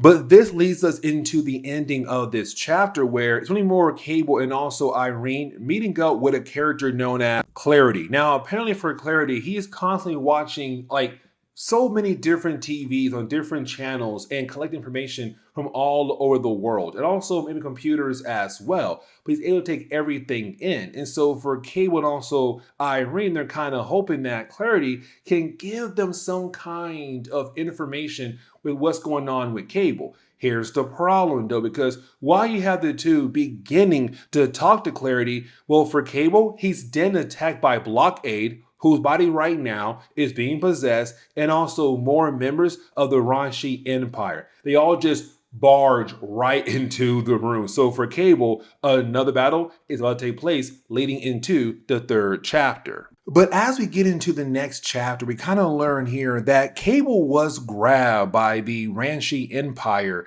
and like he's now their prisoner. Now, this begins the whole idea of us kind of learning what exactly is going on here because the leader of the Ranshi Empire right now is the daughter of, I guess, the king, and that would be Sandella. And what she tells us is that for Cable, he's basically this nexus point, meaning that there's two timelines that break out because of Cable. Something he does in the present day leads to one or the two timelines. And that is why he's been confronted by the people in Harmony, but also the Ranshi Empire. Because in one timeline, the Ranshi Empire rules the whole entire galaxy that Earth's part of. But on top of that, the other timelines where it's Harmony, where the Ranshi Empire are not in full control. And so for Sandella here, she wants to make sure that what is the reason why Cable is the reason for these two different timelines. But you did have someone inform her that Cable is Cable. Like now she knows who he truly is. She realized how important he is. And she's kind of like, oh my God. She begins to freak out and say, send him back to the point in time where we had officially taking him away. And just like that, he's back in front of Blockade, who's currently being controlled right now by a demonic being. And we already know they're called the Undying, but we don't know everything about the Undying just yet. But we see Cable right now just really being able to battle against the Undying, trying his best to, well, survive. And so we see Cable just beating down the Undying, which is controlling Blockade. And you have the Undying go ahead and kill Blockade because even though Blockade died, the Undying come back in someone else's body and try to attack Cable again. So for Cable, yes, he does get a breather, but it's kind of like, okay, what's going to happen down the road? Because sooner or later, the Undying will come back once again and try to kill off Cable. Now, for G.W. Bridges, he does head over to where Randall Shire is at right now currently, because for G.W. Bridges, he kind of got word that Blockade, before he left the hospital, had said the name Randall Shire. So it's GW being like, hey, you know what? Let's go ahead and check on the guy to make sure he's well protected. but also kind of give him the heads up like you might have some people coming after you. Now, just like earlier, when it came to Randall being able to talk to other people, they kind of fall in this trance, right? And so for GW, we begin to see him not really falling in love with Randall, but more kind of like, yeah, he's a great guy. He's amazing. He's spectacular. It's like just like that. GW is now under Randall's control. Now, as we do switch back over to Cable, it's really more him now getting information from Clarity. The idea like, okay, this is all he knows of the Undying. They've been around for centuries, but it's always been different people who have done the killing for the Undying. Like the Undying loves the idea of spilling blood, killing golf people. The problem is that there's not much information out there about the Undying. And so for Cable, all he knows is that now, over time, over centuries, you had technically different people be taken over by the Undying to do their bidding, to kill off different people left and right. And that's all he gets to know. But it's also Cable learning that he is now this nexus point, the idea that he may cause one or two different timelines. We don't know how yet, but again, it's him being able to cause these two different timelines. Now, back in the timeline for the Harmony timeline, we see Manuel being confronted by the three witches. And again, it's him kind of learning that Cable is the nexus point, which means again, one of the two timelines could be created out of Cable doing something in the past. And so for Manuel, what he wants to do is make sure that his timeline does actually come into existence. And to make sure to do that is him right now using his daughter as a pawn, because he realized that Cable was falling in love with her beauty, her intelligence. So it's him kind of saying, I need you to go back in time and help him realize that we are the right choice, not the Empire. And so just like that, his daughter now going back in time. Now I want to go ahead and switch back over to the two professors, because you have the people of the town inform the two professors like, this door you found, like people have died when they spoke about the door. And the reason why, because the door is guarded by Azrael. And so for Azrael, he makes sure that as soon as you try to spread the word about like this door, any kind of information, you are killed off. And so what we learn right now is that for the Professor Oxley, he's kind of like, I do not believe in that garbage. And so as soon as he tries to radio out what he finds, he's frozen in time, like turned into a statue. It does seem like he's dead. Now his partner has a better idea. Leave behind a video camera that's hooked up to his computer and then being able to post information on the internet. And the reason why, because Azrael may not know anything much about the internet. And so he's kind of hoping to trick Azrael when it comes to sharing information about this door to the rest of the world. But to close on this chapter, when it comes to Cable, when he goes back over to meet up with GW Bridges, they're catching up, but he also kind of realized there's something off about GW. Now we already know what it is, that GW is right now being controlled in some way by Randall. But when you have Cable get back to his safe house, he realized that Blacksmith's woman hurts, but also too, Irene has been officially taken over by, well, the Undying. And so now we're able to transition over to the next chapter, right? And it's Cable fighting against Irene, who's currently being controlled by an Undying. Now, this Undying has still been controlling all the other people and Taros, but I've been saying Undying because Undying is easier for me to say. But you have Antaros being able to control Irene once again. Now, for Irene, you know, if she dies, she dies. For Antaros, who just move on someone else's body and try to attack Cable again. That's the whole point of the Undying. And so you have Cable right now trying to find a game plan to save Irene, which he does find one. Give her a heart attack. Make the Undying believe that Irene is dying. He'll then leave that body and try to find another body to use. And so while she is having a heart attack for Cable, he's also calling in an ambulance. So just like that. Give her a heart attack. Oh, she's dying, but not really. She is saved by paramedics and then taken over to a hospital. Now for Blacksmith, he is okay, but it's also him informing Cable like, listen, so I may have a weapon that could possibly help you defeat these Undying. So just give it an hour or two, you know, and don't worry, your new toy will be done, ready to go for you down the road. Now for Yila, she's also arriving to the present day, and her main goal is to, well, try to convince Cable to help save her timeline, the Harmony timeline. We're going to learn a tad bit more about like what is the actual point of the two timelines, like how each timeline is created here when it comes down to Cable.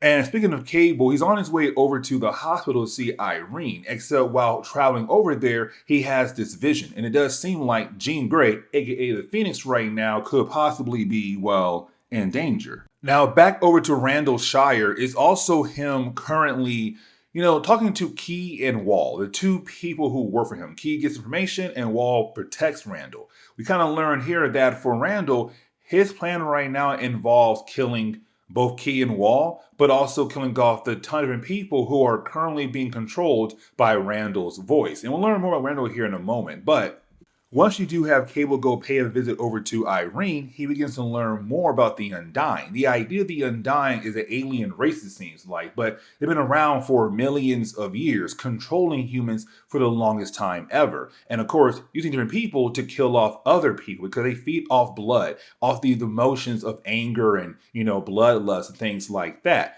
But it's also her saying that while being controlled by, Antaros, she learned that there's a total of 5 Undying. There's a sixth one, Azel, who had a hard time announcing that, who's currently guarding the door. The other 5 right now go out of their way to, control different people over time. Now, one of the 5 is also controlling Randall. And we'll learn more about that here in a moment, because you also have one of the people, for clarity, go to Cable and say, hey, my boss has more information for you about the Undying. So let's go ahead and leave and go see my boss to learn more about the Undying from him.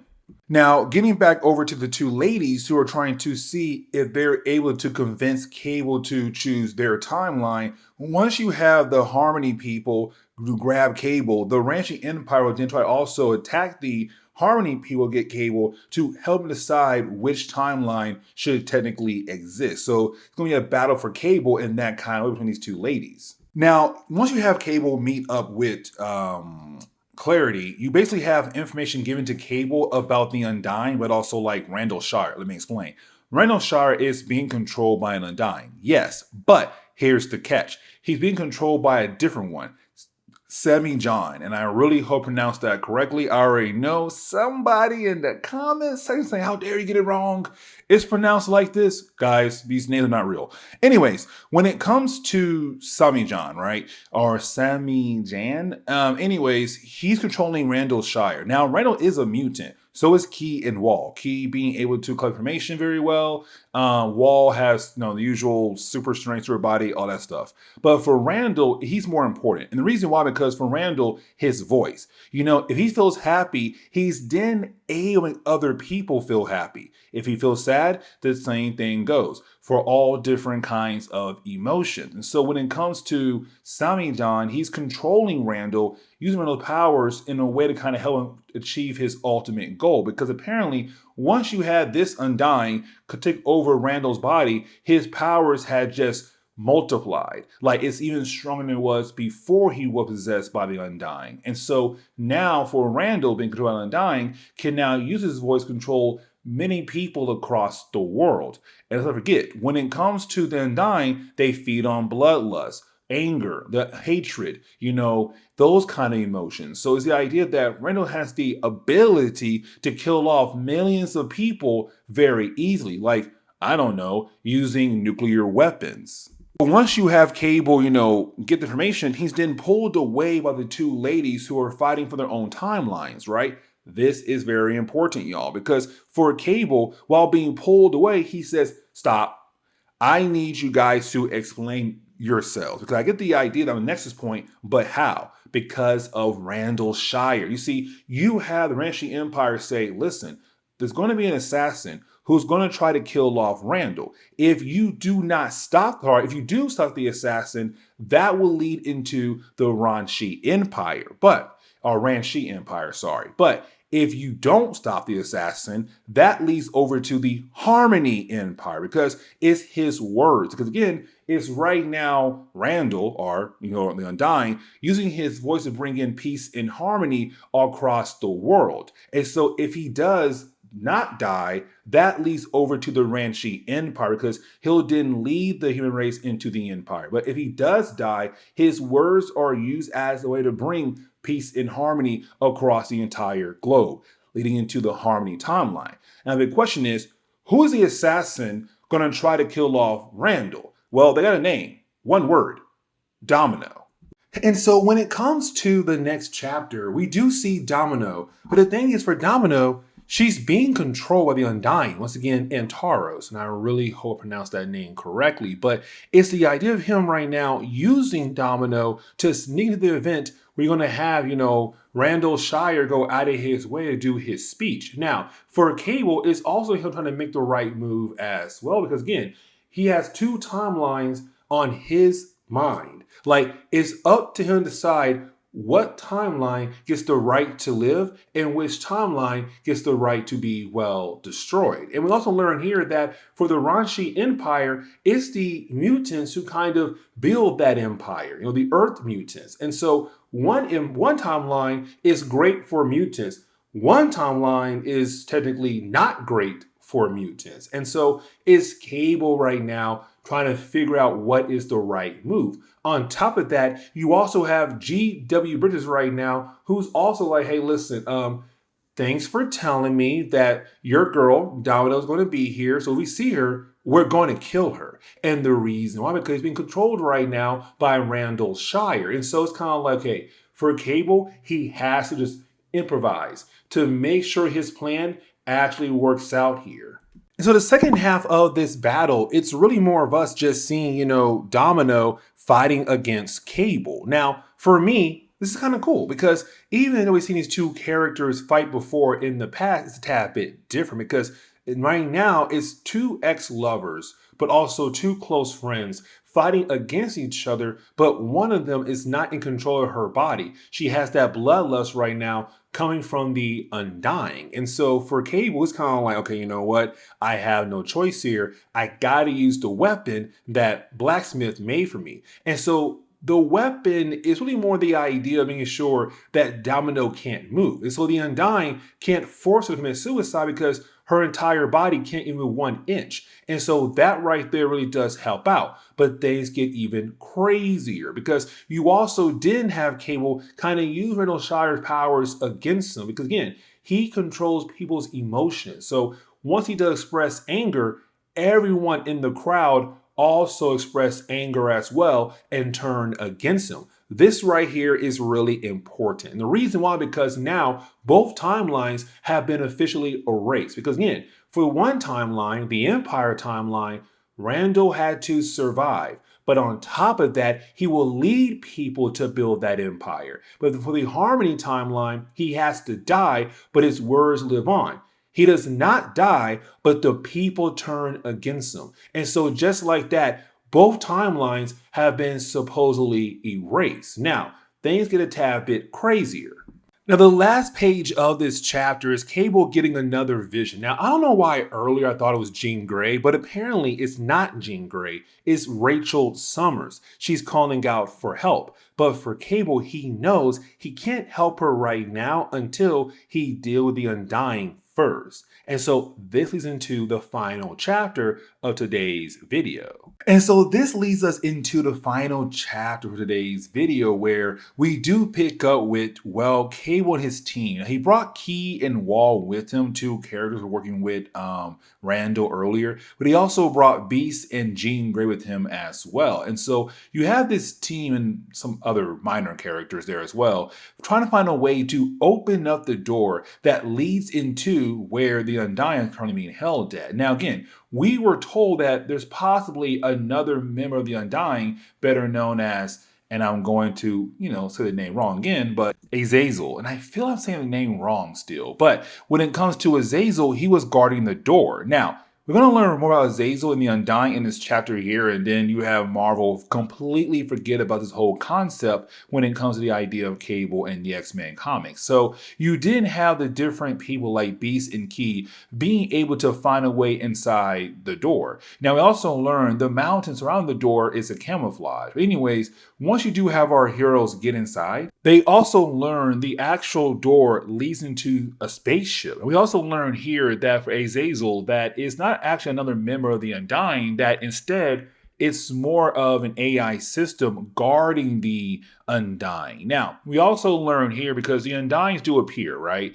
But they're not their actual bodies. With the Undying being here, though, every single person out there they've been controlling, like Domino and Randall, they're now completely released now. But you do have the Undying trying their best to fight against Cable. Now, once you do have Cable and the others fight against the Undying, Key was then able to hack into the AI system, kind of learn the full-on origin of the Undying. This leads into Marvel saying, hey, here's the origin, and we're never going to see them ever again. See, you have Key tell us the Undying are energy vampires. Let me explain. You see, they were created by a group of beings known as Sarians. And the Sarians want to learn about the creation of themselves, but also the entire universe. They want to gather information. And so what they did was they had created the Undyings to go out there and be energy vampires who would then take over different people bodies and collect information about different species across the universe. Here comes the big problem though. They didn't realize their energy vampires would feed off the idea of the energy when someone is being killed, the energy of hatred, the energy of hate and bloodlust. And so with that happening, you didn't have the Undying turn against the Syrians. Now, after a few years, the Syrians were completely killed off, but the Undyings went on. And so when they had a right of Earth, they began to create a game that's being controlled by the AI system again. Now, it's a game where they constantly go after different people across the world to kind of kill people and earn points. The problem is that you had one of the members of the Undying who took over Randall, who wanted to earn a lot of points by killing off a wave of people all at once. Because again, for Randall, he's a mutant. He has the ability to control people's emotions. And that kind of leads into the ending of the storyline, because we learn here the AI system kind of controlled the game, right? Once the Undying left one host, you had the system say, okay, fine, cool. Left that body, now this body right here. It just kept pushing the different bodies. And so for Key, being able to hack into the AI system is all like, cool. Well, if the AI is controlling which host y'all go to, let's change the game. Because now you're no longer going to be able to control humans. You're now going to control cockroaches. There's bugs. And that is it. And just like that, the Undying have been defeated. And you have our heroes now being able to go back home and, well, enjoy life. And this kind of leads into not really a rush ending, but more of like a, hey, let's go ahead and move on to the next storyline. Because you didn't have Cable be confronted by the two women from the two different timelines. And they realize their timelines are officially gone. But what they're going to do now is work together to make a brand new timeline for both of their people. So they're saying like, hey, we'll be back, but like they might be, but like for like 1 or 2 more storylines, and that's really it. Now for Cable, let's not forget that he had been having these visions or being contacted by his sister, Rachel Summers. And so it's her once again calling out for help. And so for Cable, it's kind of like, cool, I now need to find my sister and officially help her out. And this is okay, so let's go ahead and get back into our coverage over Generation X. Technically, this is part of the whole X-Men revolution. Let me explain, just in case anybody's just jumping into our coverage over the X-Men. You see, when it came to like the year 2000, you had Marvel design called X-Men Revolution, this 6-month time jump from X-Men Powerless over to X-Men Revolution. And so it was a way for Marvel kind of do a quick shakeup with all their different X titles. And the reason why, because when it came to Marvel Comics, right, in the 1990s, the X-Men were like their main money maker. Yeah, you got Spider-Man, you had Ghost Rider, but like when it came to Marvel Comics, X-Men carried the load. Like you had X-Men, X-Factor, X-Force, Excalibur, like the list goes on, right? But then by the late 1990s, Marvel began to struggle, and so did all the different X titles. So going to year 2000, they're kind of like, hey, you know what? Let's go ahead and do a quick shakeup. Bring in some new creators on all the different books, and hopefully these new creators be able to kind of bring new life into these books. And so when it came to Generation X, they brought in a new team being led by Warren Ellis. And for Warren Ellis, it's not his first time working on an X title because he also did Excalibur up to, I want to say, its actual ending. I could be wrong there. But either way, when it came to Warren Ellis, he took over Generation X. And so as we get into Generation X issue number 63, we're also picking up with a new character, Johnston Coffin. Now for Johnston Coffin, we're going to learn more about his character over time. But for right now, all we know is that S.H.I.E.L.D. wanted to bring him in 6 months ago. But then out of nowhere, as the power goes out, we see him show some different range of abilities, possibly mutant abilities. But either way, he does kill off every single S.H.I.E.L.D. agent in that room who was there to arrest him. But on top of that, he gets a phone call. And apparently, he now has clearance to go back into the United States of America.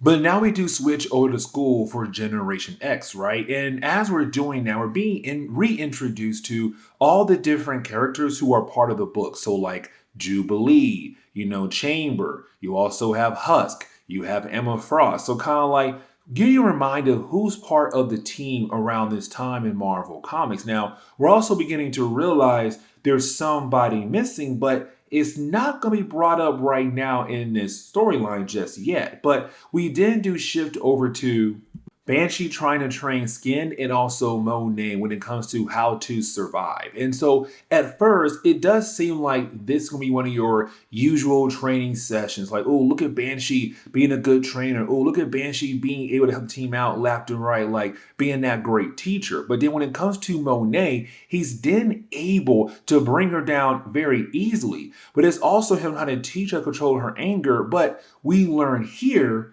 that something has happened to Sync because she's upset about the idea what happened to him, but also like how everyone misses him. And so that right there, it's really important. And that was probably came to X-Men Revolution, right? The 6-month time jump, because with the time jump, we're kind of left to wonder what had happened in that 6-month time gap. And so now we're left to wonder like, what happened to Everett? What happened to Skin? Did he officially die?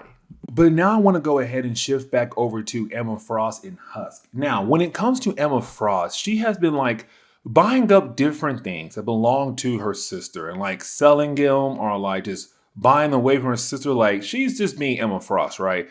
Trying to make a lot of money for herself. But while doing that, we also learned for Husk that the school has changed. They're no longer in school to be trained, how to control their abilities. They're now being trained on how to survive. Now, when it comes to Husk, she has also been on the computers lately. She kind of realized something that you have all these anti-social events happening across the nation. Now, it's the year 2000, so of course you had different events happening around this time in the real world that I'm not going to dive into, right? But for Husk here, she kind of realized that different teenagers across the world who have been arrested for small events of antisocial behavior have just disappeared. So like, for example, if you go out of your way and draw a bad photo of someone or make a list of names you hate and want to kill, you get arrested and then you just disappear. No one knows the world you went to. And so if Husk saying like what she wants to do is try to figure out what exactly is happening to all these teenagers across the nation. And so now we switch over to an example given to us by Warren Ellis, a young boy known as Jonathan Sommer. Or Sommer? I want to say Jonathan Sommer. But for Jonathan, it's the idea that he made a video of him talking about the killings happening across the nation. Of course, that's a huge no-no. And so, of course, he got arrested. But now he's being transported. We also learn here that he's been there for like 4 days in that prison and only now being transported, but carried away to who knows where. And so as we transition to the second chapter, we're kind of getting into the idea of seeing more Husk explaining things to the rest of the team what's happening, but also kind of giving us a tad bit more information here because these are not just kids who are doing like small anti-social crimes, but more kind of like if they dress all in black or if they talk about things happening across America in a negative way, they get taken up. Like the kid in the last part of the video where all he did was make a video talking about the killing and he was grabbed just like that. Now, it could be the idea the kid did say a few more dark things in that video, but like there are kids out there being grabbed left and right and no one knows what in the world is happening to the children. And so for us right now, it's her kind of saying like, hey guys, this is what's happening right now. Will you guys join me on this mission? And you have the rest of the team say yes, and also Banshee as well. And Emma Frost, she's not gonna take part of this mission at all. Instead, for Emma Frost, it's more of like, listen, I got a jet for you. I'll have someone drive you around once you arrive. Like, I'm only here for money. And that's really it. But now we're also kind of giving a small example of what's happening inside this facility that different kids are being taken to across America. Like, for example, Jonathan. We see him being pumped up with something. We have no idea what they're putting inside of him. We also see that while they're trying to transport him, one of the children, who had a hard time saying that, is actually a mutant who's trying to escape. But you didn't have the guards calling this very messed up like cyborg person, whatever, go out of their way to teach that kid a lesson. Most likely that kid was killed off. And so for Jonathan, he's kind of wondering, where in the world could he possibly be at?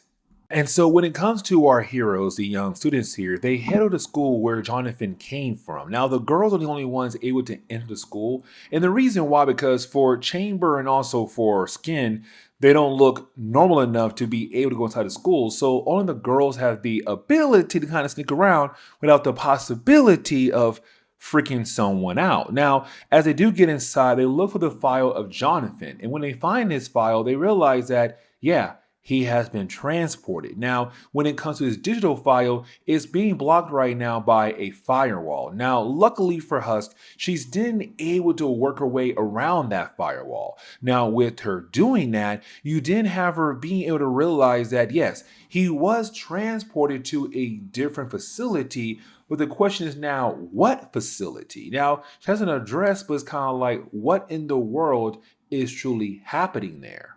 But to close on the second chapter of the storyline, we do see Jonathan being confronted by Johnston Coffin, now calling himself Warden Coffin. Apparently, this whole entire facility was built to kind of help correct different children, because the problem is that when it comes to America, they want to make sure they produce the right children. And right now, they have kids like Jonathan out there who are kind of misrepresenting America. And so for Johnston here in his whole entire facility, their main goal is to fix kids like him and turn kids around. And so we kind of get the idea that, yeah, he's the main bad guy, but yeah, the American government is most likely involved in this whole entire facility. And so as we get into the third chapter, well, the first half of this chapter is just action-packed because basically what we're seeing right now, it's more of Generation X trying to leave on the plane to head over to, well, where this corrections facility is at, except then they're attacked by some random men and guns. Now, we can already say that these guys are working for the main bad guy, right? And so you have our heroes use their powers to stop them. Now, after doing that, Husk realized that when it came to girls pulling the files of Jonathan, there was a tracker to make sure that anybody tries to look into the idea facility, well, it'll get shut down very quickly. And so right now is Banshee saying like, well, at least we now know that we're on the right path, but also let's go ahead and make our way over to where the facility is possibly at. And so that kind of leads us over to Johnston Coffin again. I almost said Johnston Coffin or Cofton. Anyways, but for Johnston, it's more him kind of realizing now, like, okay, the facility is now in danger. The idea that it's now been found out, and most likely some enemies of his might try to attack the place. Now, he has no idea who might try to attack the place. We already know who. It's going to be Generation X. But he's telling his guards right now to be on alert because the attack might happen very soon. And so when it comes to the Generation X team, they do head over to the facility right now. This story is kind of weak, right? But there are some bright moments. The idea of Jubilee, because when it comes to Jubilee, right, it's her saying like, listen, knowing this facility, knowing these guards, they know that we know that they know that we're on our way over there. But also, like, they're going to be on high alert, right? They're going to make sure all the secret passageways are all guarded and stuff. The question is right now, like, what should we do? And so Jubilee says we should go through the front door, just head on. And for Banshee, he's kind of like, yeah, she's right. And matter of fact, Jubilee, you're going to lead this attack. You're the leader of this mission. Everyone's kind of like, bro, you said Jubilee? Okay, we'll go with that, I guess, right? And so this kind of leads into the ending of this chapter alone, where it's really more of us seeing our heroes arrive at the facility, right? When they do arrive, they come in fast and quick, and they're breaking down the door left and right. So leading us into the final chapter of this storyline. So really, the last chapter of this storyline is pretty funny. Not really funny, but like the last chapter, it's really more of us just seeing like Generation X fighting against, well, the guards of this facility, right? And for a good few pages, all it is. Now, of course, it's also showing off Monet and her anger and her power. Like, she goes on a rampage. She does a lot of work here. So it's kind of showing off what she can actually do here, right? But while you have that going on over there, you didn't have, the warden kind of like, go ahead and release his children. And what he means is that over time, since like 1971, he had different kinds of facilities out there to correct children of bad behavior. Now, sometimes those facilities would close down, but there were some children he could not leave behind. And so they kind of got turned to these zombie, cyborg, things that are still used as today to fight for him. And so they're now currently fighting against, well, our heroes. And this kind of leads into a very rushed ending to this storyline because, listen, guys, this whole story has been told in like 2 chapters, maybe 1 chapter, but it got spread out to 4 issues. But anyways, you basically have Skin go out of his way to find the bad guy, right? Johnston. And you have Johnston kind of show off his mutant abilities. Now, he's one of those characters where you have Marvel say, look, it's a brand new mutant, and then he's just gone.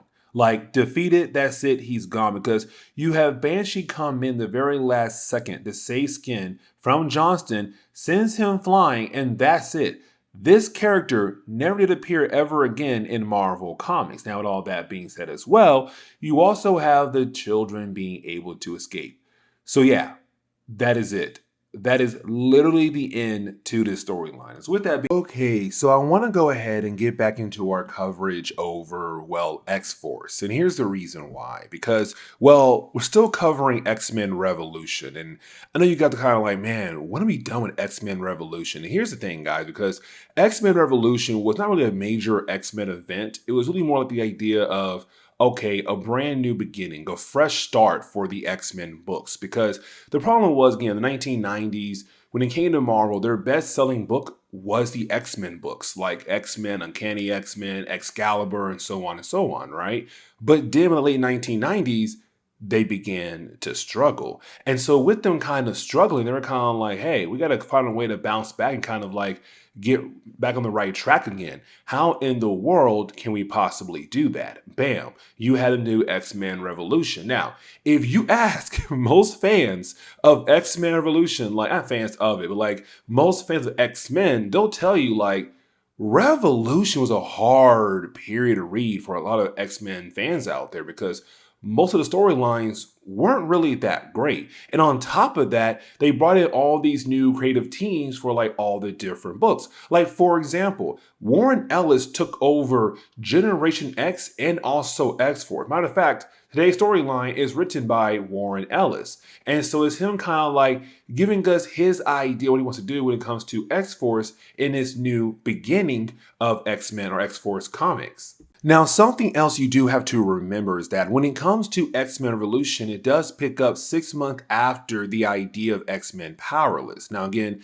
that storyline is more about the idea of the High Evolutionary and Mr. Sinister kind of working together to take away the powers of the mutant race. I say kind of work together. It's a whole storyline there. But when it comes to Revolution, like it does pick up 6 months 6 months after X-Men Powerless. But getting into X-Force issue number 102, we do pick up 6 months in the past. And we do pick up with Pete Wisdom. Now, for Pete Wisdom, he was really, not only a big time character, but he did become heavily involved over in Excalibur comics. Matter of fact, he dated Kitty Pryde for a good moment there. Now, once you had that book in, for Pete Wisdom, he kind of like fell on the sideline. He did appear a few times here and there in different X books, but like, again, he was on the sideline. So is Warren Ellis kind of like, can we bring Pete back to the main picture again and become part of some kind of X team? Ooh, how about X Force? And so right now we see Pete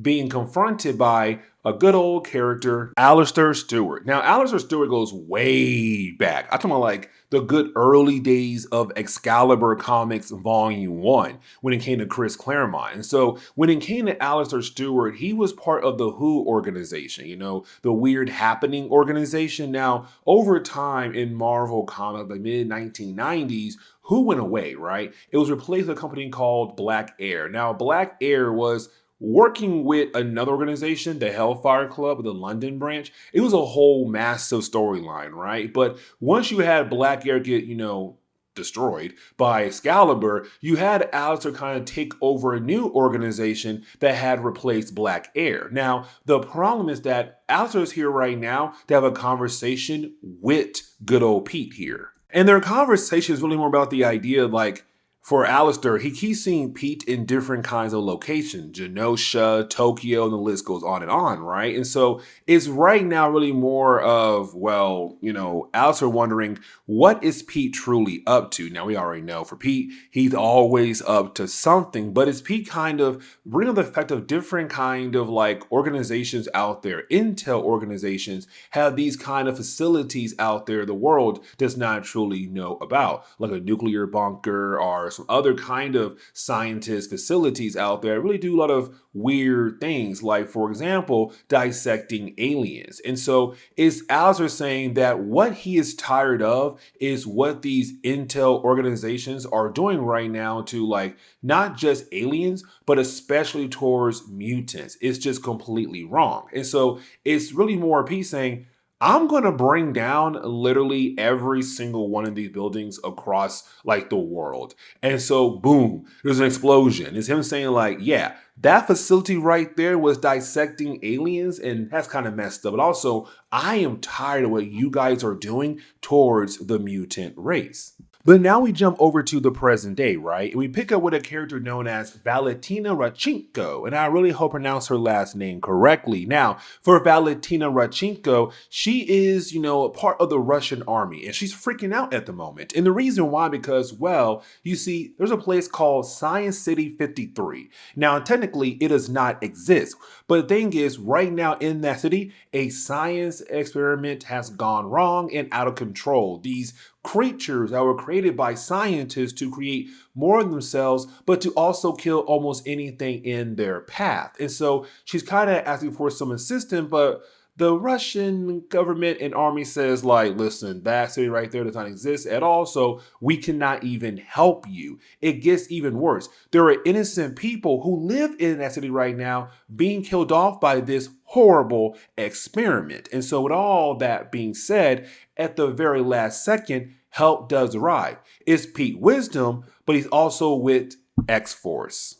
And so it kind of gives us our first look at Warren Ellis' X-Force team. Now, for me, Pete Wisdom It still looks like Pete Wisdom. But Cannonball, man, I don't know. His design is kind of messed up, but you have Jesse there, you have Warpath there, and you have Meltdown there as well. So, bam, just like that, we now have a smaller X Force team. And we're kind of left to wonder what exactly happened to the rest of the heroes who were part of X Force around that time in X-Men Powerless. But you know what? Let's go ahead and move on, right? Because we're seeing right now this X Force team being able to bring down these creatures for Valentina. Now, once you do have our heroes being able to accomplish that, you really have a meeting happening between X-Force, Pete Wisdom, and also Valentina. Now, for Valentina, she knows Pete Wisdom. They got a little vibe there going on, right? But it's also her saying that with them helping her out, she'll then hand over info, help them out down the road. Now, we're kind of continuing that trend of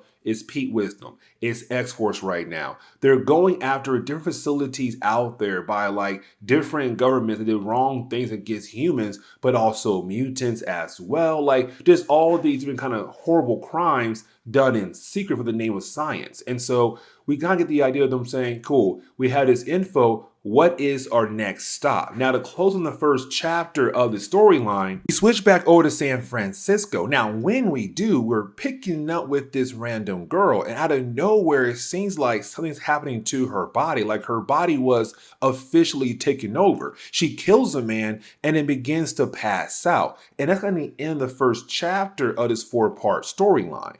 Now, as we get into the next chapter, we're also kind of diving into us learning a tad bit more about like this new character that they try to introduce in X-Force comics. But starting off with the idea of the cuckoos, and I really hope I said that word correctly. I know I did. It was like, I don't know, I feel like it's pronounced differently for the storyline. I don't know. Anyways, for the cuckoos, they were a small group of scientists that had broke away when you basically had like the Office of Scientific Intelligence switch over to the, well, CIA. And so a chunk of those people created the whole idea of the cuckoos. This brings in a whole new character who's going to become the main bad guy of this storyline. And that brings in Dr. Niles Roman. Now, for Dr. Niles Roman, he was the administrator for the Cuckoos, the organization of scientists, right? But here's the big catch for his character, though. Follow me here, guys. You see, what he did was he would take or stole different technology or resources from other agencies that had 10 times the power or 10 times the resources the Cuckoos had to kind of do different kinds of experiments. Horrible ones. Now, when it came to what Steve Valentina is saying, the Russian organization, army, they tried to kill him off back in 1954. They failed. And so ever since then, Homeboy has been alive, well, in secret. Now, like I said earlier, the idea of Warren Ellis taking over the book, of course, things going to change when it comes to X-Force, right? And for me, for the most part, most of the character designs don't really bother me, but for some reason, Cannonball does a lot, but it's the idea of Boom Boom saying like, are you the team leader or like is Pete Wisdom the leader? And that's a good question because in the last chapter, it was Pete kind of giving all directions to the entire team. But it's Cannonball saying like, no, it was my plan, my attacks. But it's kind of cool to have somebody by your side kind of help give orders to kind of, relieve that pressure as a leader out there in the field. Now, when it comes to Pete, he does go ahead and talk to X-Force and say, hey guys, listen, it's now time for us to head over to San Francisco. But let's go ahead and begin the process, right, of bringing in Dr. Niles Roman, because we do switch over to this station 1, right, in San Francisco. And this station has been abandoned since 1960s, but it's now officially saying for itself it's no longer in use, but it has to send a message. That message goes over to Dr. Niles Roman. And with that message, him now finding out about the idea that, well, one of his experiments is officially done at the moment. And so he tells this guy like, hey, we gotta go to California right now. Matter of fact, let's head over to San Francisco. Now, for our hero, they do make their way over to San Francisco. You also have Pete Wisdom kind of explain a few things for them by basically saying like, hey, listen, we're going over here for this exact reason because they're going to set up shop one of the old stations that belongs to the Cuckoo organization. But also, like, what happened back in the 1950s? Let me explain. You see, when it came to the CIA, they had to work with cuckoos for different kinds of operations, right? But things get a tad bit crazier. Follow me here. What they did was they kind of test a certain version of LSD drugs in San Francisco. The problem was that they did not check the weather report. So most of the drugs had fell into the water, right? But it's the idea the CIA did work with Cuckoo organization for a good while there and probably did a few different kinds of, well, experiments and kind of used those experiments to be tested on the public of San Francisco. So that's why I kind of head there right now to kind of see what other crazy things CIA did in the past. Now, with that being said, we see that different people begin to, well, experience different kinds of abilities left and right. And I literally mean left and right. Like out of nowhere, this person gets powers,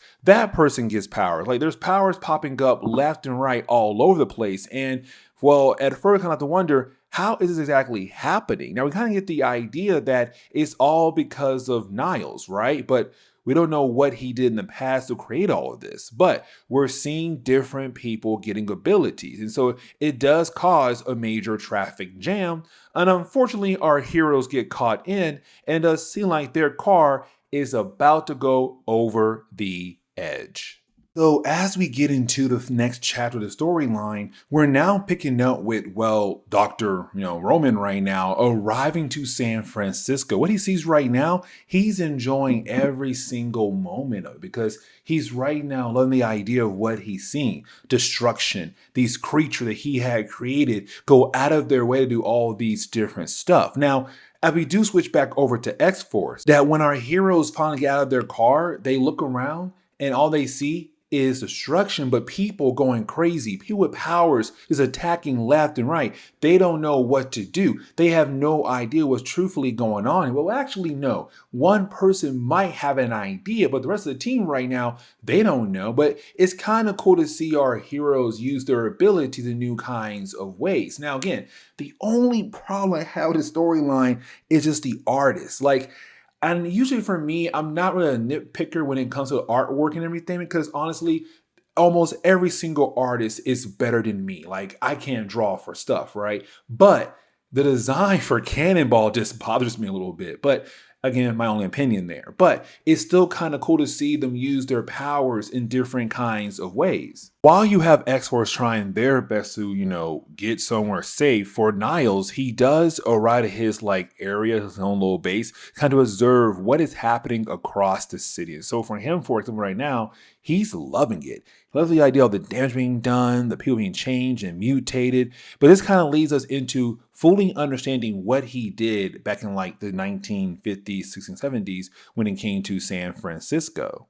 And so this leads us back over to our heroes, right? Now, when we do, it's really more of Pete Wisdom going out of his way to explain everything going on when it comes to the idea of Dr. Niles. And we learn here that back in the 1950s, when it came to Niles and the Cuckoos, they were trying to figure out what kind of war would it be like when it came to mutants and humans?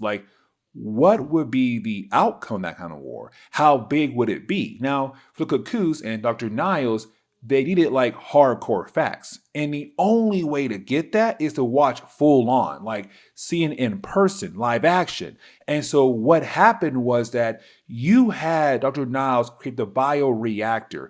A beam of energy would then shoot out and hit different people who may have a mutant gene and then turn them on to full mutants. But then on top of that, a chemical is then sent to their brain that'll make them be bloodthirsty, go crazy and wild, and attack regular humans. See? So now is him saying the bioreactor was finally ready. And so now he's able to collect full-on information about a mutant in human war happening in San Francisco. And so for our heroes, the only way to stop it is to get rid of the bioreactor.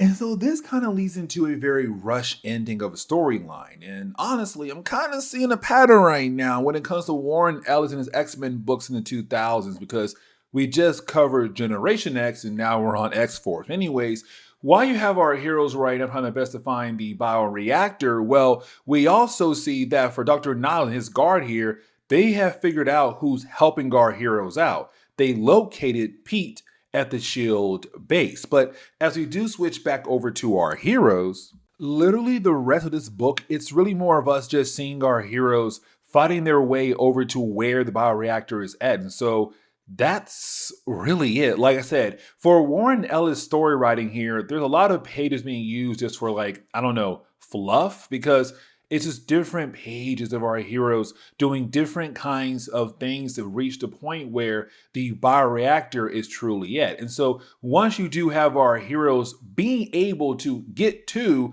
the bioreactor and, well, destroy it, again, Dr. Niles knew where Pete was at. And so to close the storyline, we see that Dr. Niles shoots Pete wisdom, and it seems like he's dead because once you do have X-Force finds him, all they find is a dead body. And this is where we're going to end today's comic book video. So please leave me a like down below and subscribe. But guys, see y'all next time. Later. Okay, so I kind of realized that it has been a good minute for us when it came to us covering X-Men Revolution. Like we cover X-Force, Generation X, Uncanny X-Men, X-Men. We haven't covered like X-Man and also the Magneto storyline involving him in the whole idea of X-Men Revolution. And so we have like 2 more stories to cover and they'll be officially done with X-Men Revolution. But then we had to cover the Shockwave storyline as well. So that right there on the block as well for me. But anyways, when it comes to X-Man Nate Gray, just in case you have no idea like who he is, Nate Gray is from a different reality, better known as the Age of Apocalypse. You see, in the mid-1990s, when it came to Marvel Comics, there were so many different X-Men events, right? But one of them was Age of Apocalypse. And that event right there was really special to a lot of fans, but it was a whole idea that you had Legion go back in time and try to kill off Magneto. Now, unfortunately, he had killed off Charles Xavier. With the death of Charles Xavier, it led into a brand new timeline, better known as Age of Apocalypse, where Apocalypse was the ruler of that reality in a way. Now, with all that being said, with a brand new timeline being created, you had different versions of our heroes in this brand new timeline. But the thing was, for Cable, he was not technically in that timeline. And so what Marvel did was they had Mr. Sinister go out of his way to create a child with the DNA of Scott Summers and Jean Grey, and of course gave birth to Nate Gray. Now, once that event wrap up, you had the original timeline come back into the picture again. The thing was, you had some characters being able to come into the main Marvel universe. So Nate Gray, Dark Beast, Holocaust, and Sugarman. They all went back into the main Marvel universe. And so for Nate Gray, been around for a good while in Marvel Comics. Now, with all that being said, when it came to Nate Gray and the other X characters by the late 1990s going into the 2000s, you had an event called Apocalypse the 12. Now, with that event right there, you basically had Apocalypse try to pull off his biggest plan yet, but he was stopped by Cyclops. And once Cyclops had officially, quote unquote, died, that led into X-Men Powerless. Now, for X-Men Powerless, it was a small storyline where you had Mr. Sinister and the High Evolutionary go out of their way to take the powers of all the different mutants across the entire world. By the end of Powerless, though, you didn't have our heroes being able to restore all the powers, all the different mutants across the world. But that led into the idea of X-Men Revolution, a 6-month time jump. Now, here's the thing, because we had covered X-Force, Generation X, and also X-Man. Those 3 titles right there were taken over by Warren Ellis. And his main goal was to make the stories a little bit more grittier, darker, and, more not only sci-fi-ish, but, kind of more his brand away. And so for Warren Ellis, he launched a new initiative, better known as Counter X, all those three X titles were part of Counter X. And so after this video, we're going to jump into the whole Shockwave event. And Shockwave, I'll explain in the next video what it's all about right there. But for X-Man Nate Gray, with Warren Ellis now taking over, it's kind of like a new beginning for his character, but at the same time, I was wondering what happened to Nate Gray in that 6-month time jump. And so as we get into the opening pages of the storyline, we pick up in the far future, apparently the far future, where we pick up with Forge. Now, apparently in this reality, or future reality, we see that for Forge, he had lost his arm,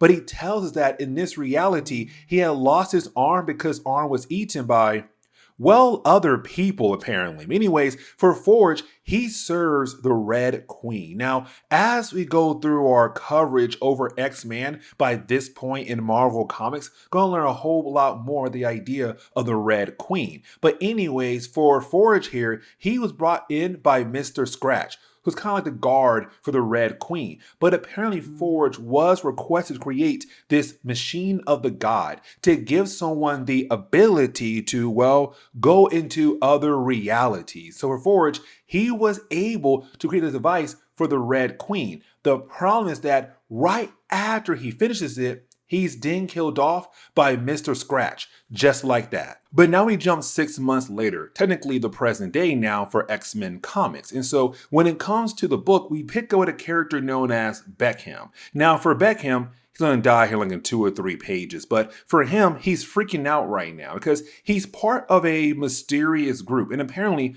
one of their own had disappeared. And also some of them try to find evidence about that missing person in their group. Now, while getting into the elevator, he does tell one assistant to call up some other members of the group. They need a meeting. The problem is that that guy was not really following along. So you have Beckham fire that guy and give the task over to Helen. Now, here's the thing, because when you do have the two of them get into the elevator, Beckham begins to choke. And then out of nowhere, a creature kills him from the inside out, making him explode just like that, for apparently doing something wrong. And this creature will sooner or later go after other members of this mysterious group. And so for Helen, poor Helen, she's sent over to a nearby hospital because she's mentally broken. Like, what she just saw was traumatic. And so for Nate Gray, he does stop by to see her because, well, he needs her to find the rest of the group that her and her boss were a part of. Now for Nate Gray, he's able to calm her mind down. But here's the thing. Nate Gray has changed in that 6-month time jump. But again, unfortunately, we're not going to know what happened to him until, like, you know, the Shockwave storyline for X-Force, X-Man, and also Generation X. But either way, when it comes to Nate Gray, he's like, yeah, I'm a shaman now. I'm here to help out, but I need you, Helen, to calm down and show me where the rest of your group is at, because you guys could all possibly die before y'all even get to Christmas. Like, that's how dangerous everything is right now, because what you guys have been doing secretly. And so you have Helen go out of her way to take Nate Gray over to where the group is at for this meeting, right? And when they do arrive there, they're confronted by Mr. Glass. I'm not going to sit down and try to explain who Mr. Glass is, because for Nate Gray, the dudes defeat him very easily. But for Mr. Glass, he's really more just a security guard for this mysterious group. But once you have Nate get rid of him, Nate's now able to go inside to the actual proper meeting and confront this whole entire group. Now, apparently, every single member of this group is a mutant. And so we kind of learn here from this mysterious group that they are better known as the Gauntlet. Now, of course, we're now in the second chapter now, but we learn here the Gauntlet was a group of mutants who had met throughout the years of their lives. So like college or other kind of events in their lives. Now, they all kind of realized something, that they didn't want to follow directions given to them by Charles Xavier or Magneto. Instead, they kind of go in their own direction. The idea of like exploring the outside world. And what they mean by that is like exploring other realities or other time periods as well, while using their powers together. The problem is that they went into a down spiral, kind of saying like there are earths around our earth, our reality, that's like heaven, and some like hell, and some just like ours, but just a tad bit different. And the thing is, they had explored broken worlds. And one of the worlds that they had explored, something has followed them back to this reality. And so for Nate Gray, his main goal is now to protect this reality from this creature from the other reality. And so you have Nate Gray now being confronted by this creature. Now, this creature's on the down spiral, on the earths that are broken down there. And so for this creature being here, is Nate Gray want to know the actual origin of that earth. Now, again, that earth is broken. We do learn that apparently Homo sapiens were only able to survive in the tropical area of Kenya, but nowhere else apparently. Now, of course, things were done to the Homo sapiens to allow them the ability to live in other areas. But apparently years had passed by. They had evolved. They had changed. Now, again, the down spiral earths are, broken earths. And apparently that earth, this creature's earth, had a hard time saying that, was touched by something to basically lead in a direction where it became broken. But for Nate Gray, his goal right now is to go ahead and defeat this creature. Now, as the battle goes on, Nate Gray does win, but the creature does get away. And the reason why, because, well, while the entire building did fall right on top of the creature, it said, you know what? Let me try to just sneak away. And so you have the creature just really cut off his arm to sneak away. So for Nate Gray, at first he believed the creature was dead, but to only find the creature's arm. Now, when it comes to Nate Gray in the third chapter, he realized he has to disappear because with him bringing a whole entire building down on that creature, of course you have now a crowd of people wanting to know what exactly is going on there. Now, once he does leave, his next goal is to find the different members of the gauntlet to kind of figure out what in the world did they do to that creature so the creature will leave its earth behind to come here to kill almost everyone who stands in its way. And so this kind of leads into, once again, a retelling of the actual origin of the gauntlet. And I kind of feel like we should go ahead and just do one more quick rundown. And here's the reason why. Because like I said earlier, for the gauntlet, they are not really a group of people who wanted to follow Charles Xavier or Magneto. They would follow their own paths. What they did was they had traveled to explore other realities. So now, when it comes to the main Marvel universe, you have parallel Earths, parallel realities. So like the Ultimate Marvel universe or the other Ultimate Marvel universe. They're very similar to the main Marvel universe, only slightly different, right? But you didn't have the up spiral and the down spiral. So think like the up spiral being like heaven. All those Earths up there are most likely living a peaceful, quiet life. Hardly any issues at all. But a down spiral is kind of like hell. And down there, things are falling apart. Humans are dying. Gods are dying. Earths are dying. And so for the Gauntlet group, they had traveled down spiraled. And so they had took something from that Earth, from that creature. And so that is why it came here. Now, we're not really told at first what they had stolen. But for Nate Gray, he realized what he has to do now. You have Nate Gray travel to this other Earth, this other reality to once again confront this creature. Now, while you do have the two of them fighting once again, you have Nate Gray saying that his main goal is to try to make things right. The creature says he can't do that. And here is the reason why. Because the humans, the gauntlet from Nate Gray's Earth, they had trapped him and others there, but also they had stolen their children.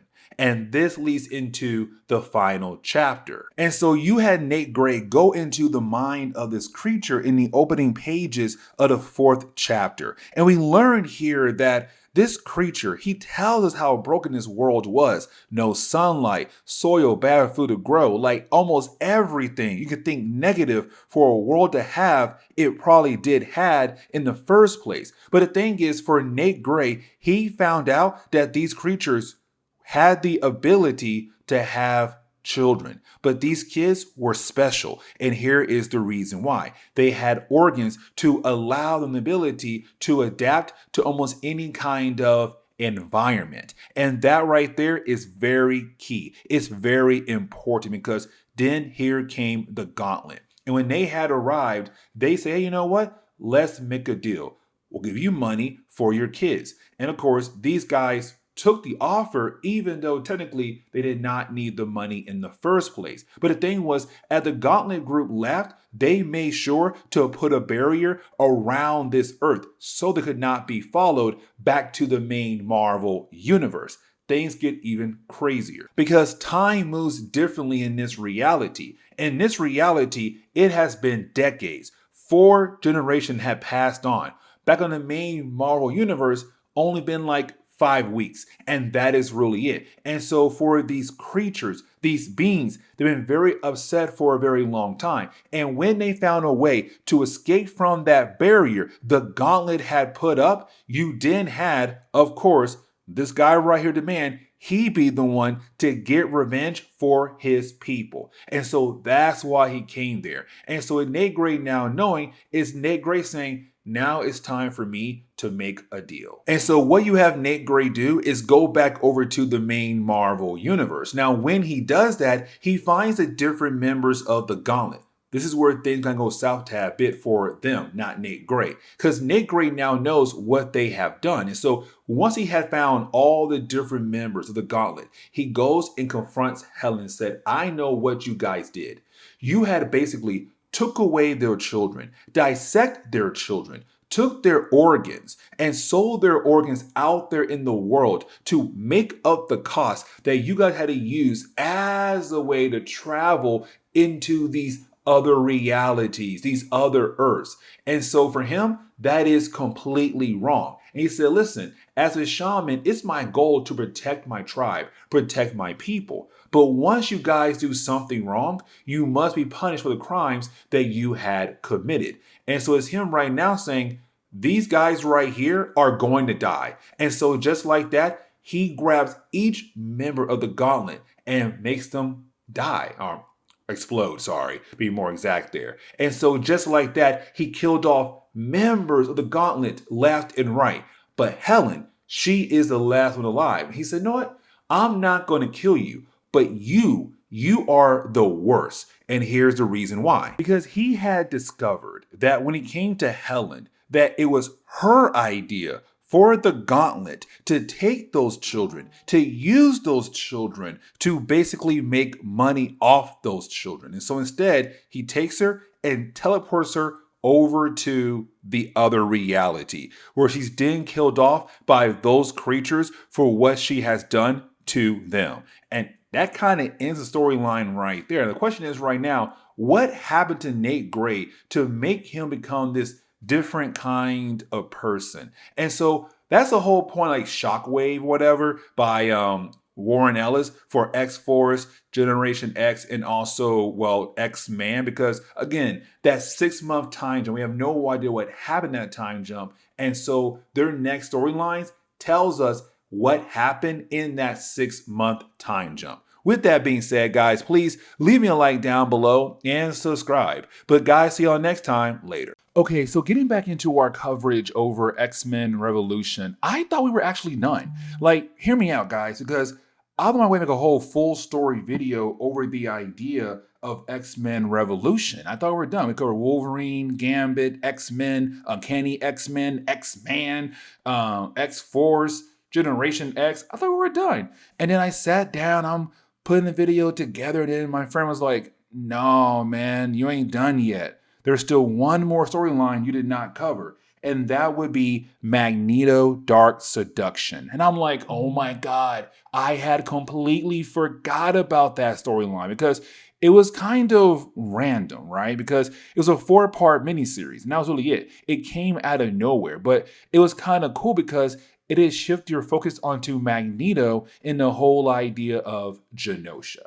You see, in the 1980s, when Chris Claremont was the writer for X-Men comics, he had introduced the idea of Genosha. Now, when it came to Genosha, it was kind of given to us in a way where, like, it was this perfect nation, right? Like, it had no issues at all, no kind of problems, it had advanced technology. But in reality, they had slaves. Mutants were slaves in that country and being used to kind of help build that country up. Now, in the 1990s, Genosha went through a lot. Like, for example, the idea of the legacy virus or the civil war between humans and mutants. But by the late 1990s, going into 2000s, you had the UN say, you know what? Let's go ahead and give Genosha over to Magneto. And so he did take over, but there still was civil war happening in that country. And so for Magneto, he has been trying his best to end that civil war between humans and mutants.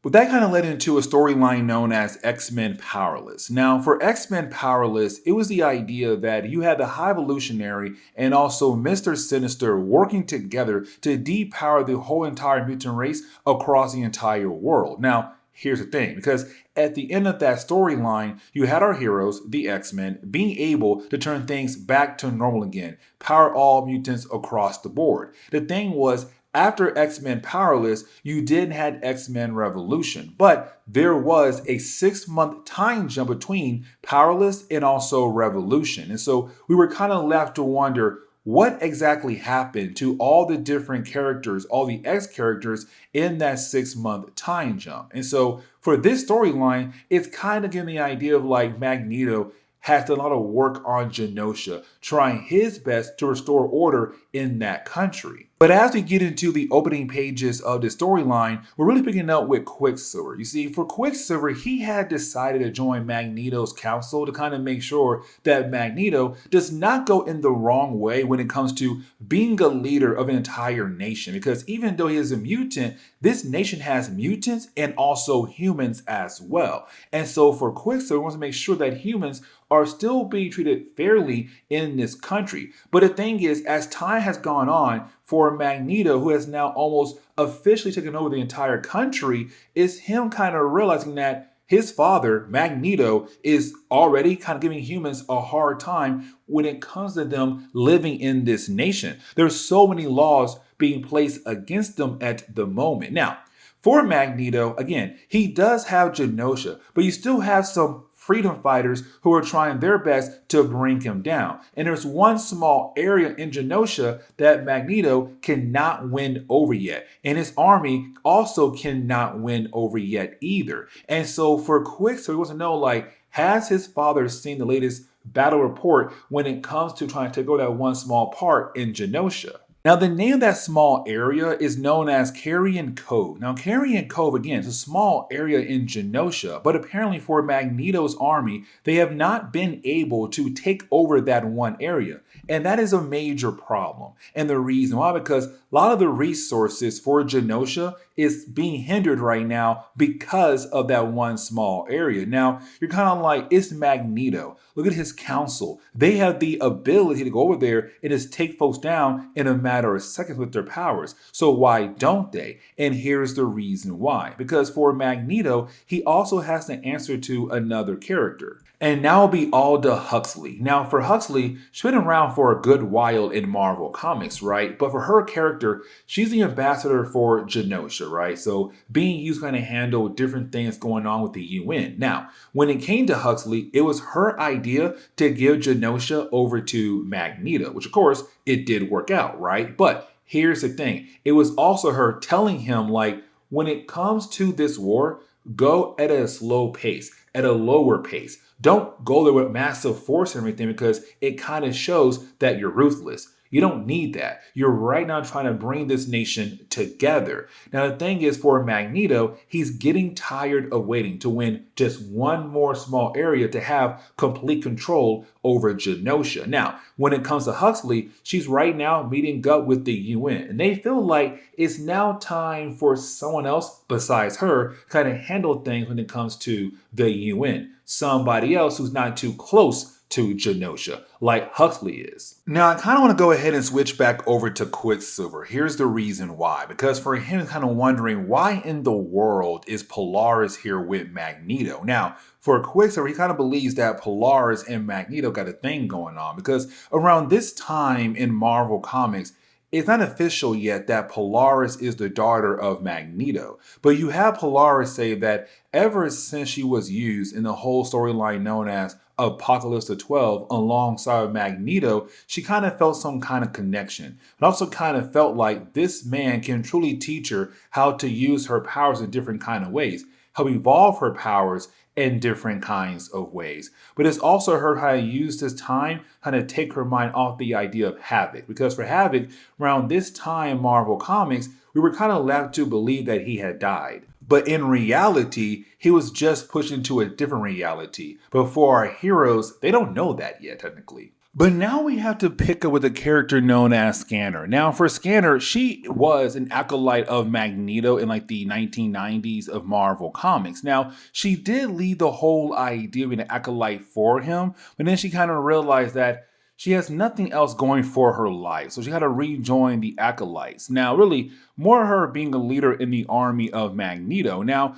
is her kind of investigating recent battle that took place in that small area in Genosha, trying to figure out what happened to Magneto's army, but also the freedom fighters as well. And she kind of realized something here, that somebody else must be involved in this actual war between Magneto's army and the freedom fighters. And so you have to go over to the rest of the council. Now, when she does that, it's really more her saying like, I believe right now they're hiding something there in Carrion Cove, but also they're getting outside help. Now, for Amelia Volt, who's also part of the council of Magneto, she's like, you know what? Let me go ahead and sneak over there to kind of figure out what exactly they could be possibly up to, but also why they're so big on trying to protect that area. Like what in that area they're trying so hard to, well, protect. So you have Amelia Volt meet up with the mayor of Carrion Cove. Now when she does, she's all like, what are you guys hiding here that is so special? And apparently it's something really powerful that Magneto cannot get his hands on at the moment. And so for Amelia Volt, kind of knowing what could be here in this area, she then agrees to help the freedom fighters fight against, well, Magneto. Now, this leads into the big ending of the first chapter because we learn here, like, who are these outside people of Genosha helping the rebels fight against Magneto's army? And we kind of find out it's different members of the Acolytes who had stepped away over time. And so right now, they had turned to mercenaries who had decided to help rebels fight against Magneto's forces. Now, for Quicksilver, he also arrives at Carrion Cove, but then he's confronted by Amelia Volt, who I guess now is a traitor towards Magneto, who's now helping the rebels fight against Magneto's army. Now, for Quicksilver wants to know, why in the world did she switch sides for? Like, what in the world could be so special here that right now she agrees Magneto cannot get his hands on it? But something else we have to remember, when it came to the UN, it kind of felt like it was now time for somebody else to be in charge when it came to Genosha. Like, not Magneto, more of like that person, the appointee for Genosha. And so for Huxley, she's out the door. The new person to step in that role is no other than the Scarlet Witch, the daughter of Magneto. And so as we get into the second chapter, we're kind of getting into the idea of seeing, you know, the Scarlet Witch get a look around of Genosha. Now for Magneto, it's him right now trying to show off Genosha in a positive way. All the work he done in a positive way. Now for the Scarlet Witch, she knows her father because around this time in Marvel Comics, we're still playing with the idea of the Scarlet Witch and Quicksilver and the children of Magneto. Again, only those two. Polaris has no idea yet that she is also the child of Magneto as well. But anyways, for the Scarlet Witch though, right now, it's kind of like, okay, you're trying to show me Genosha, showing all the positive things you've done in Genosha, that you have fixed things here, except for one particular area, but I want to walk around. And because she knows her father, she's having a hard time believing that this is all done in a peaceful way. That in her mind, she already knows that he was a ruthless leader. He was hard on these people. Yes, he didn't bring them together, but again, he was ruthless. And so her goal right now is to do her own kind of investigation. But now we switch over to Quicksilver. Now, when we do, we kind of see that for Amelia Volt, she has showed Quicksilver what Magneto cannot get his hands on. And so it's kind of him now agreeing to help out the rebel fighters to fight against the forces of Magneto because he realized, yeah, most likely for his father, he should not get his hands on this special item. Again, we're not really told what it is yet, but get the idea that we're now seeing people flip sides on Magneto. And you still have some people who do work for Magneto, like, Pipeline, also Jenny Ransom. But here's the thing, because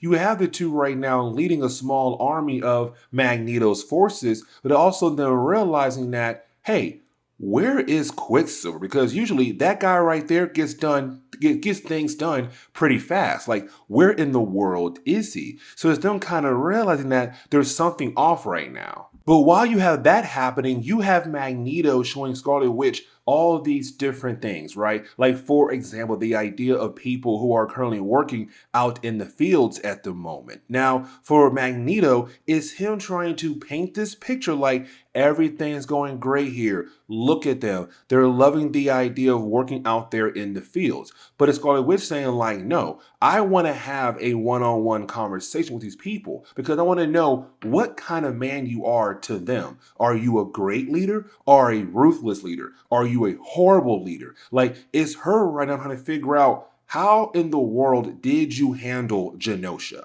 But now we switch over to Fabian Cortez. Now, Fabian Cortez has always been this guy who betrays Magneto over the years in Marvel Comics. And for some strange reason, Magneto always, not forgive, but allows Fabian Cortez to stick around. Now, is Fabian getting a call from Philip Moreau? Now, Philip Moreau is an old Marvel character from the 1980s, where for Philip, his father was one of the few guys in the old days of Genosha that made mutant slaves in that country. Matter of fact, it was his father who made the whole entire process possible. But when it came to Philip, once he realized what his dad was doing, he's kind of like, no, I'm on the side of the mutant race, and been an ally for the mutants, but also the X-Men as well, but now part of Magneto's council. Now, it's Philip calling up Fabian Cortez, right? But it's Fabian pretending like the call is so bad that things are not getting overthrown clearly enough. Then he hangs up on Philip. But we then see Fabian Cortez go out of his way to make a call over to somebody else.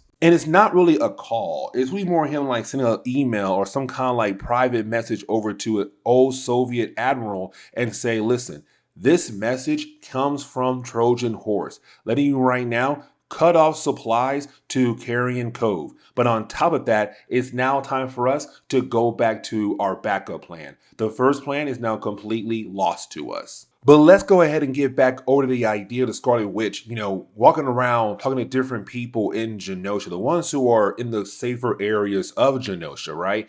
And they want to know how they think about Magneto. And here's the thing, because for Magneto, you have Huxley ask him, is this a wise move to allow the Scarlet Witch to talk to these people who may talk ill about you? But it's Magneto saying, you don't understand. They have fear of me right now, and I hold that fear over them. So for right now, they'll go out of their way to make sure they say everything correctly about me because they're afraid of the idea of death. And so when you do have these different people bring up prisons and orphanage, things like that, at first it does sound bad. Then they say well, yeah, it was bad at first, and things turn around for us. Now, for some people, they want to leave the country, but they're kind of we don't know if we want to just yet. We're told that sooner or later, we will have the ability to leave if we want to, but right now, we're kind of seeing how things go. And for right now, it's hard to make that decision. But while you had a Scarlet Witch meeting and go with all these different people, someone contacts Magneto in his mind. Now, this conversation kind of tells us two things. One, that this person and Magneto have talked before in the past. But on top of that, is this guy saying or woman, hey, listen, you need my help. Yes, you have done great things for Genosha. But at the same time, though, you already know that sooner or later, there are people out there who are plotting for your downfall. So why not not go ahead and allow me to help? But it's our boy saying like, you don't know who I am. I am somebody who has the ability to adapt to different kinds of situations. And everything going on right now in Carrion Cove, that is because of me. I had quote unquote planned these things out. But you didn't have Quicksilver and Pipeline kind of run into one another, right? Now, when they do, it's really more of us kind of finding out here that Pipeline knows what Carrion Cove is currently hiding at the moment. And apparently for Quicksilver, he's kind of like, wait, if you knew what was over here, then why in the world are you trying so hard to help my father get his hands on this item? Because if he does, it'd be the downfall of, well, Genosha. And for Pipeline, it's kind of like, no, I know that. And that's why I'm kind of like trying to do this as a way to save my country. And so you have Pipeline teleport Quicksilver somewhere else to get him off the board for the time being. So that leads into the ending of the second chapter, where now we're kind of seeing like the UN say, you know what, it's now time for us to move in, because we kind of get the idea the UN knows what kind of technology, what kind of weapon possibly is at Carrion Cove. And they want to support the rebels when it comes to protecting Carrion Cove. So how they're going to do that? Well, they're not going to send any more troops. Why not go ahead and send in a strike force to kind of help out with this situation? And so while you have Magneto and the Scarlet Witch having their conversation, it's now, him being informed by Fabian Cortez, like, hey, listen, like, we're moving in. We're almost done. We almost won. But the problem is that, like, the UN decided to support the rebels. So now they have sent in a strike force. And for Scarlet Witch, she already knows who it is. It is the Avengers. And so as we transition into the third chapter, what we're seeing now, it's really more of the Avengers fighting against the forces of Magneto. Now, here's the thing, because you have Pipeline also bring Quicksilver back into the battle again. Now, with him doing that, it's kind of like, hey, I need you to kind of help out in some kind of way, because everybody is there for completely different reasons. Like for some folks there, they want to make sure that Magneto does not get his hands on this technology. For some cases, you have some folks all like, no, we want to help our guy, Magneto, get his hands on this technology. And for some other people, they have other reasons as well, it seems like. Now, as the battle goes on, you do have Magneto arrive, demanding the Avengers to leave Genosha. Now, here's the thing, because for Magneto, he's not where he used to be at. That's been the biggest plot line for Magneto, where like over time, thanks to like so many different events, Magneto is no longer as powerful as he used to be. He has to use Polaris to kind of help charge him up long enough to use his powers in different kinds of ways. But the thing is, again, he's not as powerful as he used to be. And so Polaris there right now, charging him up, allow him the chance to use his powers for a small moment in time. But again, saying, Avengers, I'm demanding that you guys leave Genosha. Now, for the Scarlet Witch, she's kind of upset how like Magneto and Polaris had just left her behind. So she's like, you know what? Where in the world did they go to? Oh, the battle at the Cove? Okay, cool. You know what? I am now demanding transport over to where that battle is taking place at. So of course, she does get transport. Now for Huxley, she does not go. Instead, she kind of realized there's something off about this whole entire situation. So she asks, or she really calls up Philip Moreau. And Philip said, I gave my latest battle report over to Fabian Cortez. This is where things go south real quickly, because they all realize that the different enemies, the ex-acolytes who are helping the rebels fight against Magneto's forces, they all got powered up for a brief moment. And let's not forget, Fabian Cortez has the ability to power up other mutants, which means that they were powered for a short period of time, then out of nowhere, they were no longer powered. And so for Huxley, she realized in some kind of crazy way, Fabian Cortez is behind all of this. Now, as we do get back over to the battle, right, it's really like all these different parties there. You have the Avengers, you have Magneto's forces, you have Pipeline, Quicksilver, everyone is there battling against each other. Now, as the battle does go on, you now kind of see like the lines being drawn, like whose side's on which side. Like for Magneto, he now knows that his son Quicksilver is no longer on his side. Right now, he's helping out the Avengers. And so it's the battle's getting bigger and bigger. You have some of the acolytes who are still fighting for Magneto. You have ex-acolytes fighting against Magneto. Now, for the Scarlet Witch, she also joins the battle, but she also realized something, that this technology is, okay, so technology part is really important because what is it, right? And what we learn here is that it's the same kind of technology that was used in the past in the early days of Genosha that was used to turn mutants into slaves. Now, for Scarlet Witch and also Quicksilver, realize that that kind of technology also enhanced different mutant abilities as well. And so for the siblings, they're realizing that for Magneto, he could use that technology as a way to regain his power. He'd be full power all over again. Now for Huxley, she does go confront Fabian Cortez. Now hear me out, because when she does confront him, it's not him flat out admitting like, yeah, I have been doing things behind the scenes once again. Instead, it's him saying like, you can't kill me off or do anything bad to me because I hold so much information. You can blackmail different corporations across the world. And so for Huxley, that right there is a start. But getting back over to the battle. Now for Polaris, it's her right now kind of being strained by all this different kind of battles. And let me explain, because for Polaris, it's her trying to use her powers for herself, but also charge up Magneto as well. It's too much on her body. And so for Magneto, he realized this battle must end in some kind of way. So what he does is he brings down a whole entire cliff on everyone. Here's the problem though. There wasn't a whole entire town on that cliff. So now you have innocent people possibly dying in this battle, so that for Magneto, he can easily walk away and work his way over to the device to now regain his power that he had lost over time. And so while everybody else trying to save lives, he just sneaks away very easily. He already knows that that right there might get more folks to hate him, what he did to those innocent people in their town. And so once you do have Magneto knock out Quicksilver and also the Scarlet Witch, he does find what he was looking for. The device is right there in front of him. He now may have the ability to regain the power that he had lost.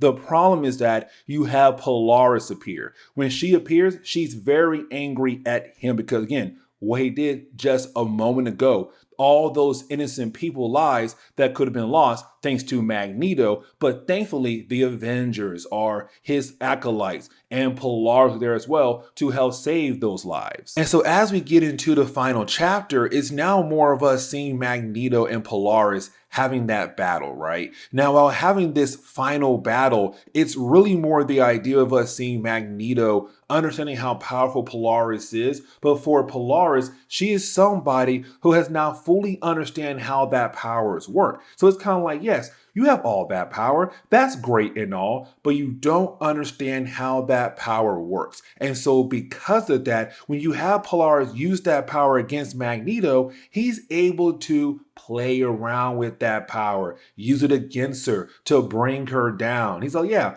my DNA right now is damaged, but I still have the power to bring you down. And so he does. And he goes into the machine to hold restore his powers back to full strength again. And so as we get into the final chapter, it's really more of us seeing the Avengers and also the forces of Magneto right now trying to work together when it comes to saving lives that were highly affected by the last attack done by Magneto. Now, while they're trying to do that, you also have Jennifer Ransom, kind of wondering like, when was all in for Genosha? Because she's tired of the idea of seeing this country go through so much war and having outside people decide what's right for Genosha. But while you have those parties doing those things right there, but now we switch back over to Quicksilver and the Scarlet Witch. Now, when we do, it's the two of them right now kind of realizing that for Magneto, he's getting more powerful again, right? And so you have Quicksilver say, listen, we can still stop him. This is only a machine that I can dismantle. Once I do, it should officially stop him, right? The thing is, Magneto from inside the machine is able to attack Quicksilver to stop him, to kind of show how powerful he has truly become in that short period of time being inside that machine. And so now we're kind of playing with the idea of Magneto now being at full power again for the 13th time in Marvel's timeline. But anyways, you then have the story switch over to Fabian Cortez. Here's the reason why. Because now we know why for Magneto, he kept Fabian Cortez around. Because he was a battery. Because for Magneto, not being fully strong again like he was back in the old days of Marvel Comics, Fabian Cortez was that battery that charged up Magneto. Now, Polaris was also kind of a battery as well too. But now with the idea of Magneto now being back at full strength again, is Huxley saying, well, there's no actual purpose for you anymore. Like, why in the world should he keep you around for? And honestly, she's right. Why in the world should he? Because now we're seeing Magneto at full strength. He confronts the Avengers. The Avengers, they can't do anything to him at all. They can't even touch the man. And it's kind of like, yeah, because that's how powerful he truly is right now. He is untouchable. He is unbeatable. This is Magneto at full strength again. And that is an actual problem. Now, it's also the Avengers saying like, listen, you've gone too far with this when it came to Genosha. But it's him saying like, no, Genosha was given to me by humans. Of course, again, the UN. But also their whole deal they made with me has been broken by them, not me. They were the ones who helped these rebels to fight against me. They were the ones who told Fabian Cortez, hey, use your powers to help power the mercenaries we're going to bring in to hopefully bring down Magneto, also protect the code from Magneto. Like, it's him saying he has done nothing wrong. This is all being done by, again, humans of the UN. And so then, kind of prove his point that he wants everyone out, he used his powers to bring Fabian Cortez over to him. Here's the thing, Fabian Cortez 50 miles away, it doesn't matter. He brings them to him in like matter of seconds and kills off Fabian Cortez just like that to kind of show like he's now back at full strength. He's now somebody that you cannot mess with at all. And with the death of, Fabian Cortez, that shows Pipeline like Genosha is truly his. Like for Pipeline, the whole idea of this with him was to really work against Magneto, kind of make sure he would not have the ability to get his hands on the technology and use it being so strong again. But now with the idea of him now being fully powerful, it shows Pipeline he has to leave. He can't win now. He has to wait for another day. And the same goes for the Avengers as well. But this kind of leads into the ending of the storyline where now we're picking up with, Magneto confronting Polaris, the Scarlet Witch, and Quicksilver. Now it's him expressing his anger with them because they chose the wrong side in his mindset, right?